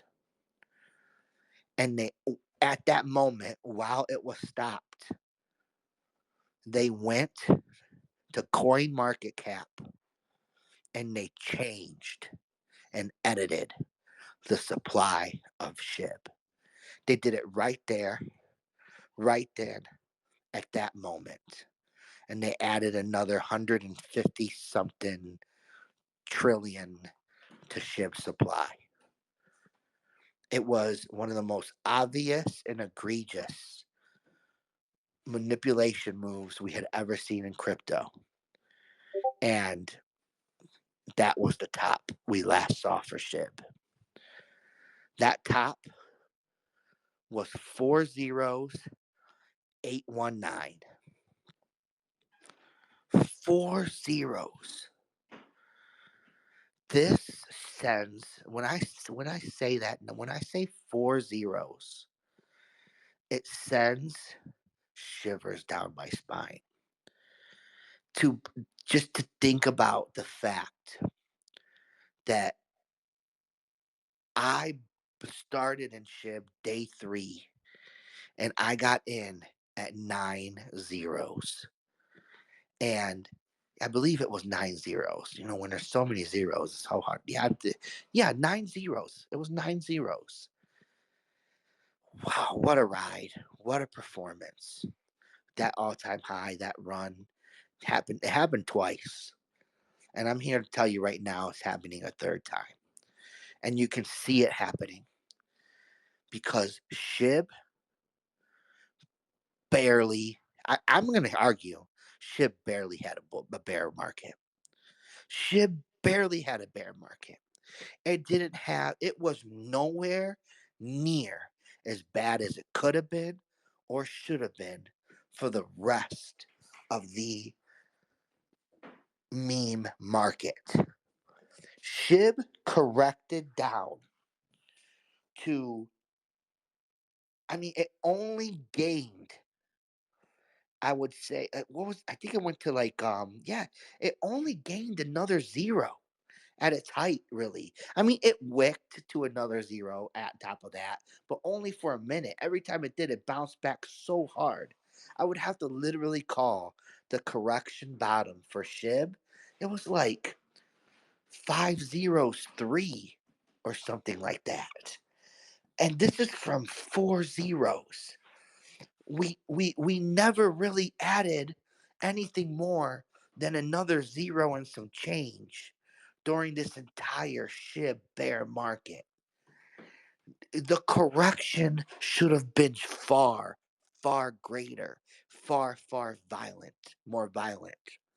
And the fact that it wasn't signifies incredible mammoth hodl by the SHIB army. It's evident and it's obvious, and that hodl has been there all bear market. This hodl provides a foundation upon which SHIB can catapult as it introduces Shibarium utility. Let me just explain to everyone what's coming for SHIB and its massive deflation. The volume that Shibarium gets will be directly proportional to the SHIB burn rate once the mechanisms are turned on. And if you know the SHIB army leaders, the greatest in the game, Satoshi Kusama, you know that he will turn all that on in the perfect time. He wants that event to be a catalyst. And he wants that catalyst to serve the purpose of catching as much volume as possible as money begins to flow into the cascade of altcoins. That is when we will see everything turn on for SHIB. But the correction and the performance of SHIB throughout the bear market signifies the absolute bullish sentiment that this market has for SHIB. And SHIB is poised and absolutely catalyst driven. SHIB is another one of those crypto projects that has the ability to produce and self manufacture its own catalyst. All Satoshi Kusama has to do is release a new accomplishment or a new update or a new partnership, and the market responds with volume. He has the whole crypto world in his hands, and he molds them like putty. And we see this. They all are waiting at bating breath, and it's been evident all throughout the bear market of SHIB. And the FUD is loud with SHIB all throughout the bear market. It's louder than any other crypto. And that is an indication of the massive HODL community that SHIB has.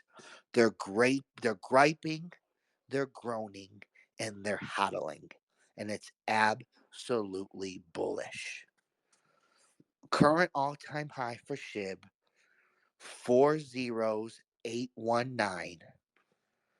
SHIB will surpass 305 this cycle.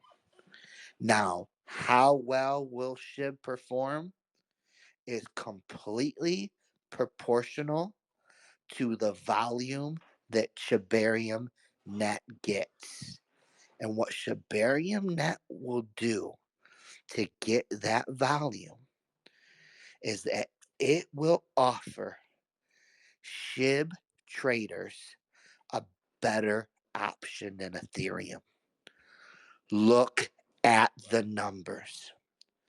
Look at where SHIB is. The grand majority of SHIB is on Ethereum.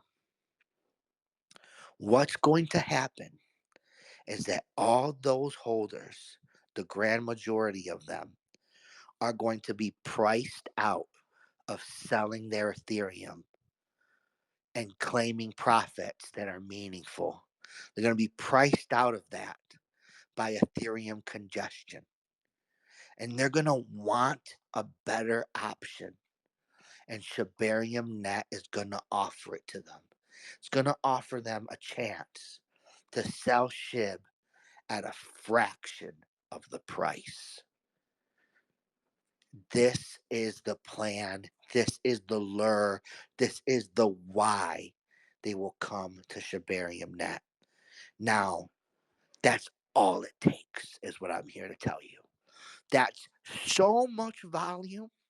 We're talking about so much volume, so many people, that when that happening begins to occur, it will be monkey see, monkey do. And Shibarium will pull from Ethereum not just its volume, but significant volume from other meme projects. We're going to dive so much deeper into how and why this is going to happen. We're going to get really, really in depth with Shibarium and provide deep, deep perspective. And we're going to do it all on a special SHIB State of the Union. That space is to come in the future. I think that for now, those will conclude my statements on SHIB. Moving forward.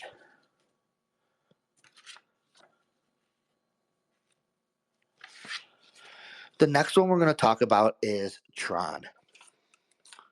Tron TRX is something that I have to talk about tonight. It is a top 10 replay. It has come into news recently because it has attempted to follow the soul recipe for success. TRX saw what Solana did and they tried to mimic it. And everyone that knows or has been paying attention can obviously see that that was an epic fail. That that Tron memes are an absolute epic fail. Now, everyone knows this to be true, okay? But that doesn't matter. Go ahead and look at the Tron chart, and you will see that despite of everyone knowing Tron memes to be an absolute failure and them getting no significant value, Tron has still performed since the inception of Tron memes. Let me tell you why. When you talk about TRX, you're talking about a, a coin that stands in manipulation that rivals Solana. Truly, it's the exact same manipulators. Just like Solana, FTX and Alameda insiders positioned themselves in TRX early. They dumped and killed and slaughtered. They made so much money off of it, and they have not liquidated their entire positions. In addition to that, Tron doesn't need your money to make it look like they're a top performer. Justin Sun has so much freaking money. You're talking about the guy who bought the U.S. Um, uh, um, uh, Constitution. He bought the damn thing. He has so much money that he can do exactly what you're seeing on the Tron chart. He can make it look like TRX memes have brought Tron success. It's all manipulation. They're all trying to set up to do what TRX has done many times before: slaughter the meek.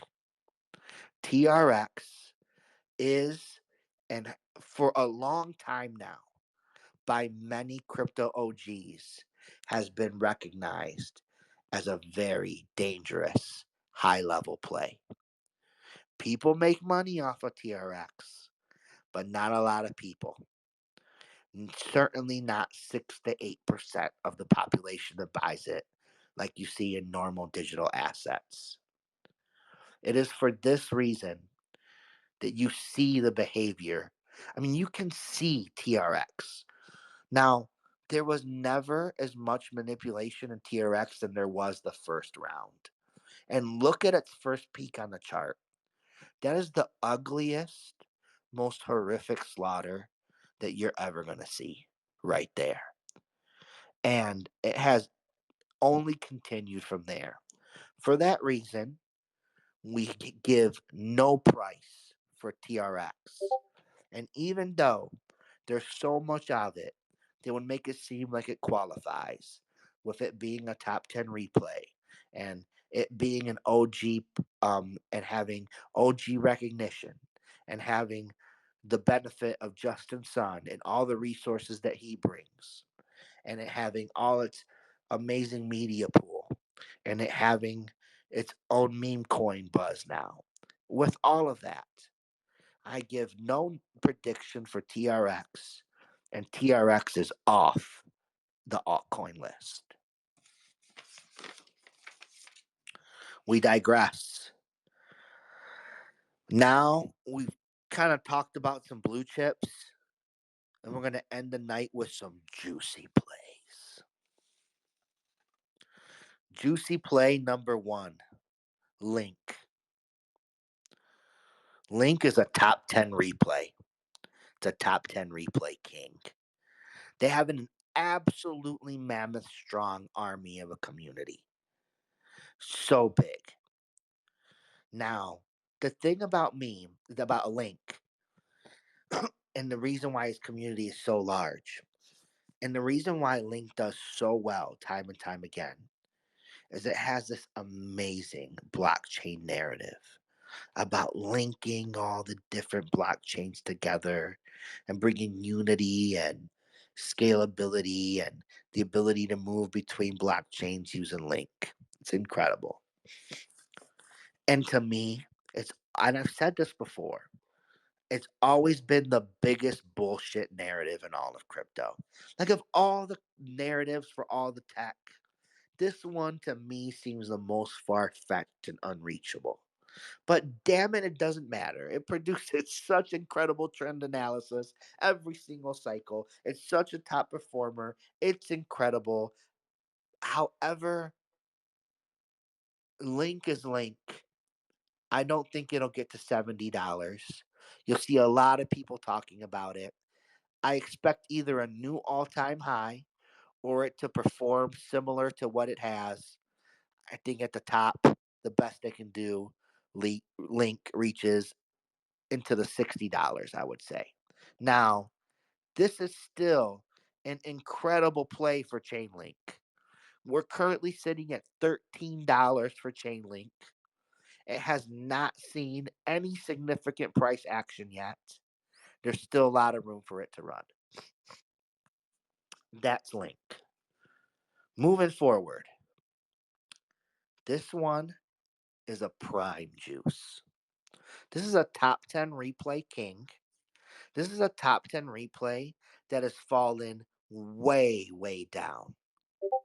This one currently stands at fractions of a cent at 0.003 with an all time high of 8 cents. Massive performance. The chart of this digital asset is absolute sexification. The sex appeal is off the charts. Traders will look at this when it comes time for price discovery at this level. Traders will come to VRA Veracity and they will flock into price discovery for this top 10 replay. And it happens like this every time for VRA. It's price discovery is what starts it. Now, VRA does not have a long history, okay? It's not been around forever, forever. However, it has an incredible narrative. And its narrative became real in 21. And that's when Veracity exploded because its narrative became absolute reality after it secured 6 US patents. Okay? Now, I'm going to digress for just a minute here away from VRA to talk about something that I forgot to talk about in regards to today's breaking news regarding 0% cryptocurrency capital gains tax. My direct contact did not mention anything about it. However, there has been a rumor floating around that the legislation for zero capital gains tax in crypto will include a provision that this is only for crypto based in the US, only for US cryptos. Now, this makes a lot of sense. This would be a tool, an incentive, a pressure point that the administration would put on the rest of the world to come to crypto in the US. To make this would be one of the main factors that would be used to make the US a cryptocurrency leader in the world and the capital of crypto.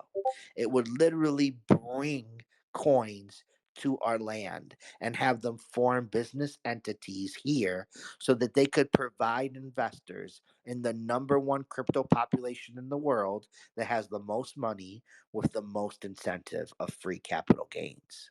Now, this point has been used to FUD Bitcoin. It's been used to create fear, uncertainty, and doubt for Bitcoin with the potential that Bitcoin will not be included as a 0% capital gains tax. I cannot picture that happening. I have been given no information to indicate that that would be true or on the legislation, neither to say to deny or to accept it.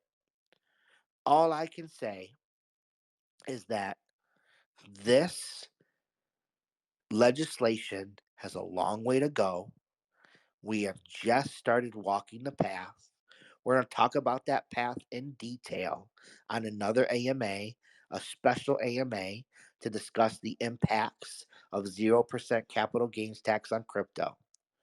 But if for any reason I'm wrong, and it does have a strict mandate of US only cryptos, veracity will explode. Because VRA is one of the top crypto only US only cryptos in all of blockchain. And it holds 6 US patents for its groundbreaking adware technology. Absolutely revolutionary stuff, poised to change a multi-trillion-dollar business. Here's the reality for VRA. VRA is a victim to its peers. VRA has to wait for blockchain to catch up. Let me tell you the, the, the Charles Hawkinson tips the cap for what's to come. I believe they could do it now.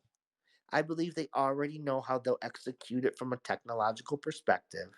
I just believe that they have to be strategic in how they plan things out. But I'm here to tell you that blockchain will soon move more than money. It will move data.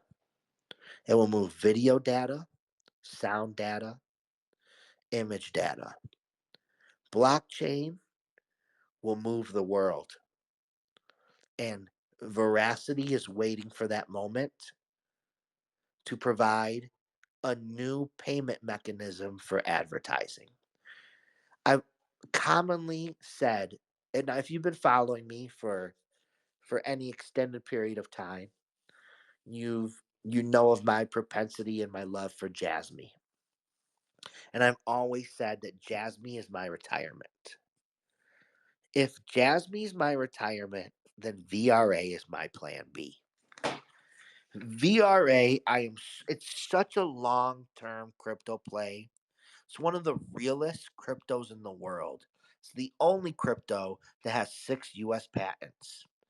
It's a true high level tech play, a real tech play in crypto. It's a real boy. It's real. It's as real as it gets. And it's absolutely mammoth.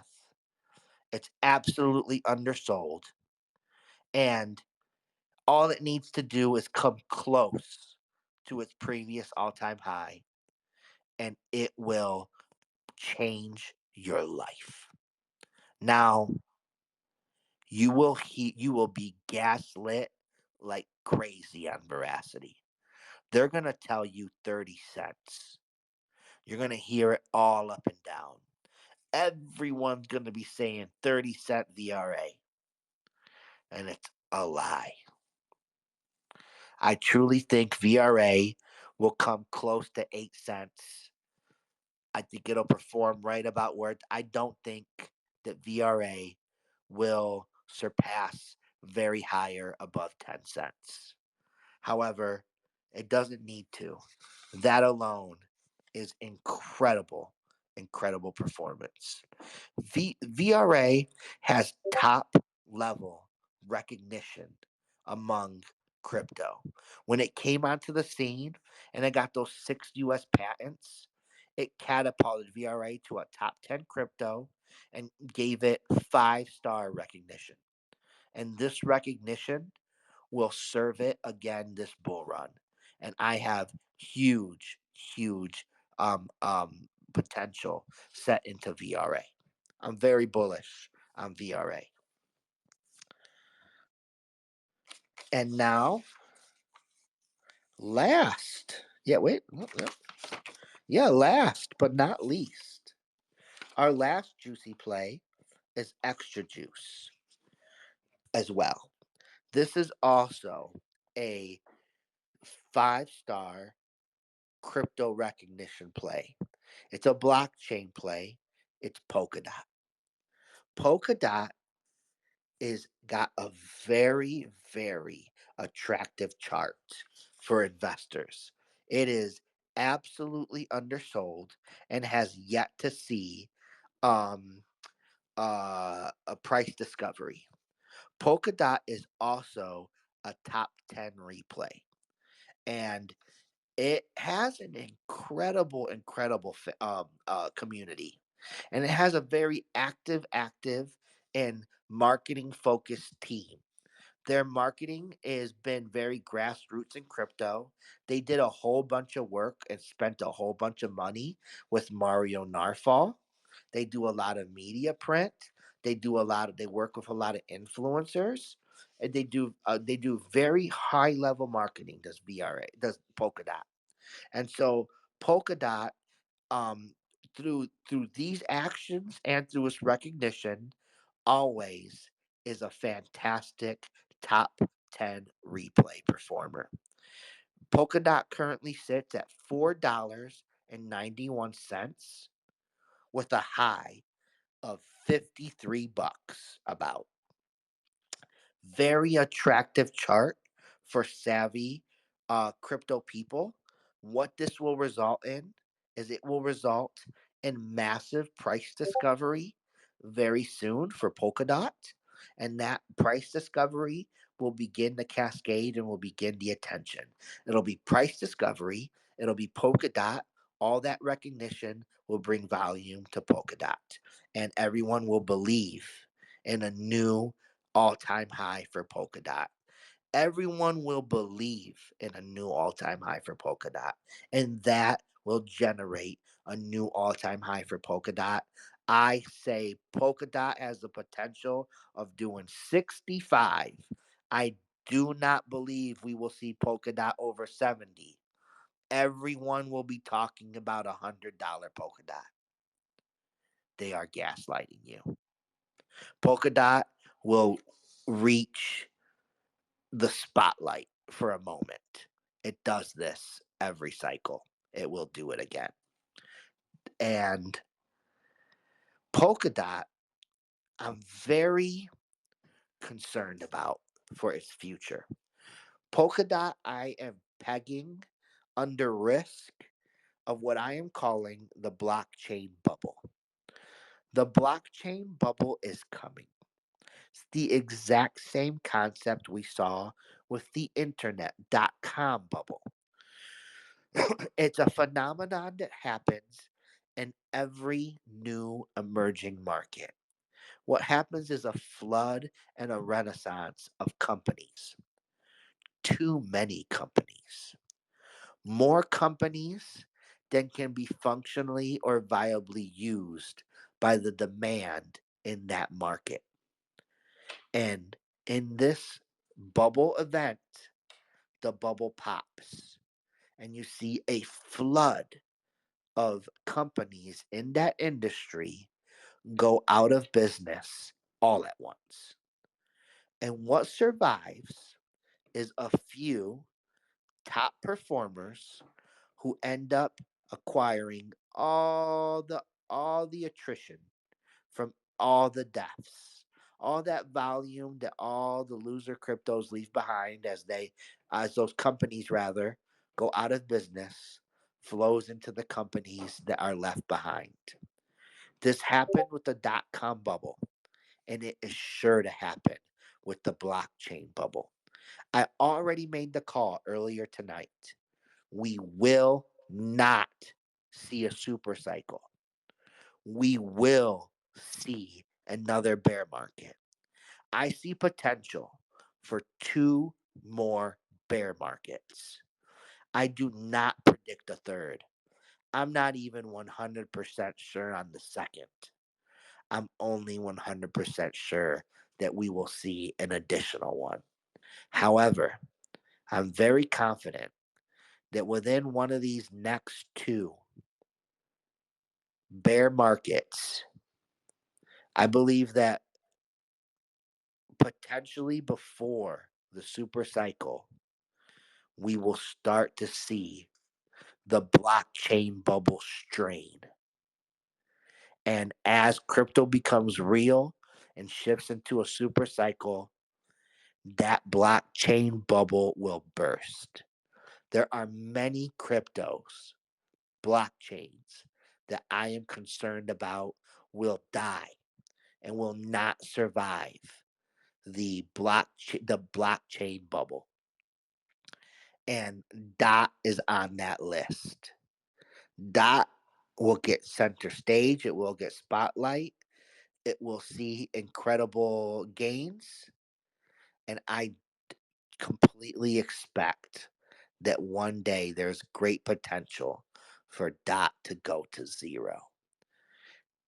There are too many blockchains. There are more blockchains than could conceivably serve a viable purpose for our use in the world. They will not all survive. And Dot is absolutely on the chopping block. N- Thank you for joining us for the first session of the Dell Crypto Alt List AMA. I'm tired. That was woo. We stuck our foot in that one. World, you still with us? Well, no, world died. Zero, are you alive? I am still here, Dell. So, Paul, That was unbelievable. you're a legend. Your pulse will never fade.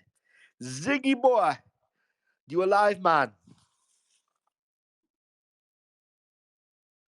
You dead? That's okay. I'm almost there with you. It was imperative that we approach the alt list with this level of detail. We don't want to provide a list. We want to provide education. We want to provide perspective. We want to give evidence. We want to create um, a, a, um, a case theory that supports our data and our projections and our sentiments. And that's what we've attempted to do. We're bringing up Janish. And please, everyone is more than welcome to come up any last minute. I don't care if we go on talking for another 2 hours and questions. I mean, that's fine with me. So please come on up. Let's engage. I want to make sure I take care of everybody before we head on out. We got two people that just came up. Jan, Hey Dell, start with you, brother. How are you? hey Zero, hey Ziggy. Uh,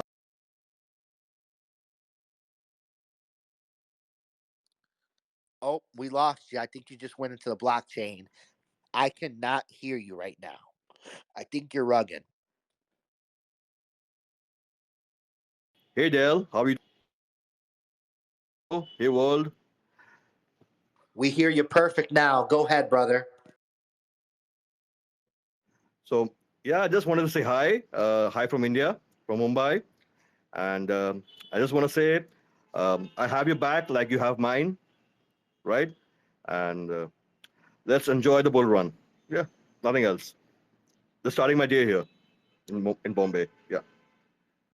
Great to hear you. I love it, brother. I love it. I don't know how many people know this, but I have a I have a huge following in India. My heart is there. I've spent a lot of time there. Um, my when it comes to India, my roots are laid in the city of joy, Calcutta. However, India and my love and my roots extend all throughout the nation. Um, Del Crypto's very big in India, and um, the Indian culture, and there's a large part of Team Del Crypto that is Indian. I love India. I love the people. I love the culture.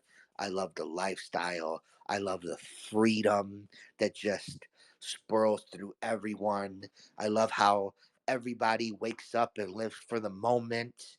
India is a very special place, and because of them and their incredible people, and just Indians have these incredible minds, these incredible analytical brains, and I've been able to do so many special things because of India and its incredible people. So, Janish, brother, you're absolutely right.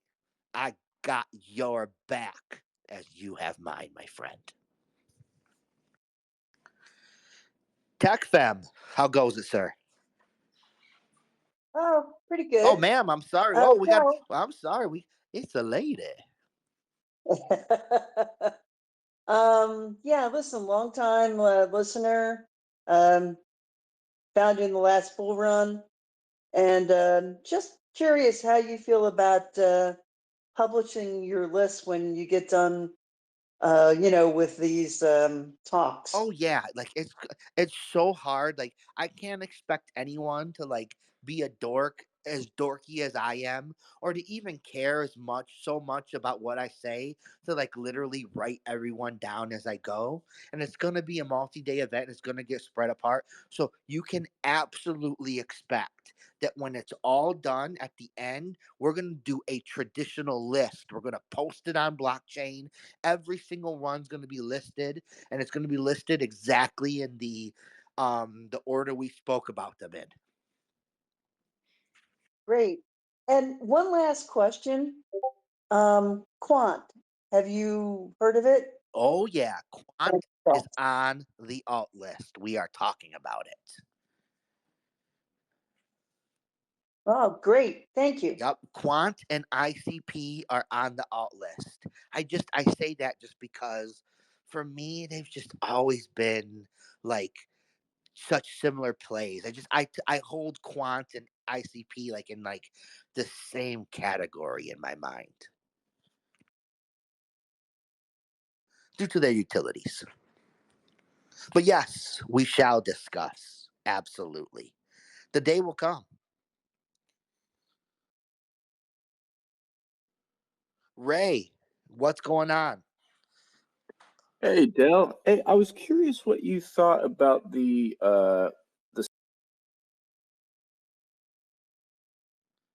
Oh man, you rugged out at like the poly. worst time. I missed your question. You rugged. You said, I heard, Dell, I wonder what you think about the. Yeah. Oh, can you hear me? I hear you loud and I hear you clear. Okay. Yeah, I was wondering what you thought about the cybersecurity sector, particularly like Polyswarm. Okay, I think that Polyswarm is and this whole cybersecurity sector. I don't buy into the narrative. I think it's a far stretched narrative. They all kind of like seem to hang their hat on this fear and this FUD brought on by quantum computing. Um, uh, uh, when it comes to security plays in crypto, I always hang my hat on Jasmine. That's kind of like I fail with Jasmine. I see the tech. Okay, I see the tech with Jasmine. It's real and it's conceptual. And Polyswarm and all these other security plays, they don't deliver that. You get what I'm saying? Yeah, okay. Yeah, yeah. And I think that's very evident for all of them. Um, they have yet to provide something where the rubber hits the road. It's like there's so many tech security is one of the biggest scams in the world. There are so many apps out there that people pay for, put on their computer, and they just think it's doing something for them.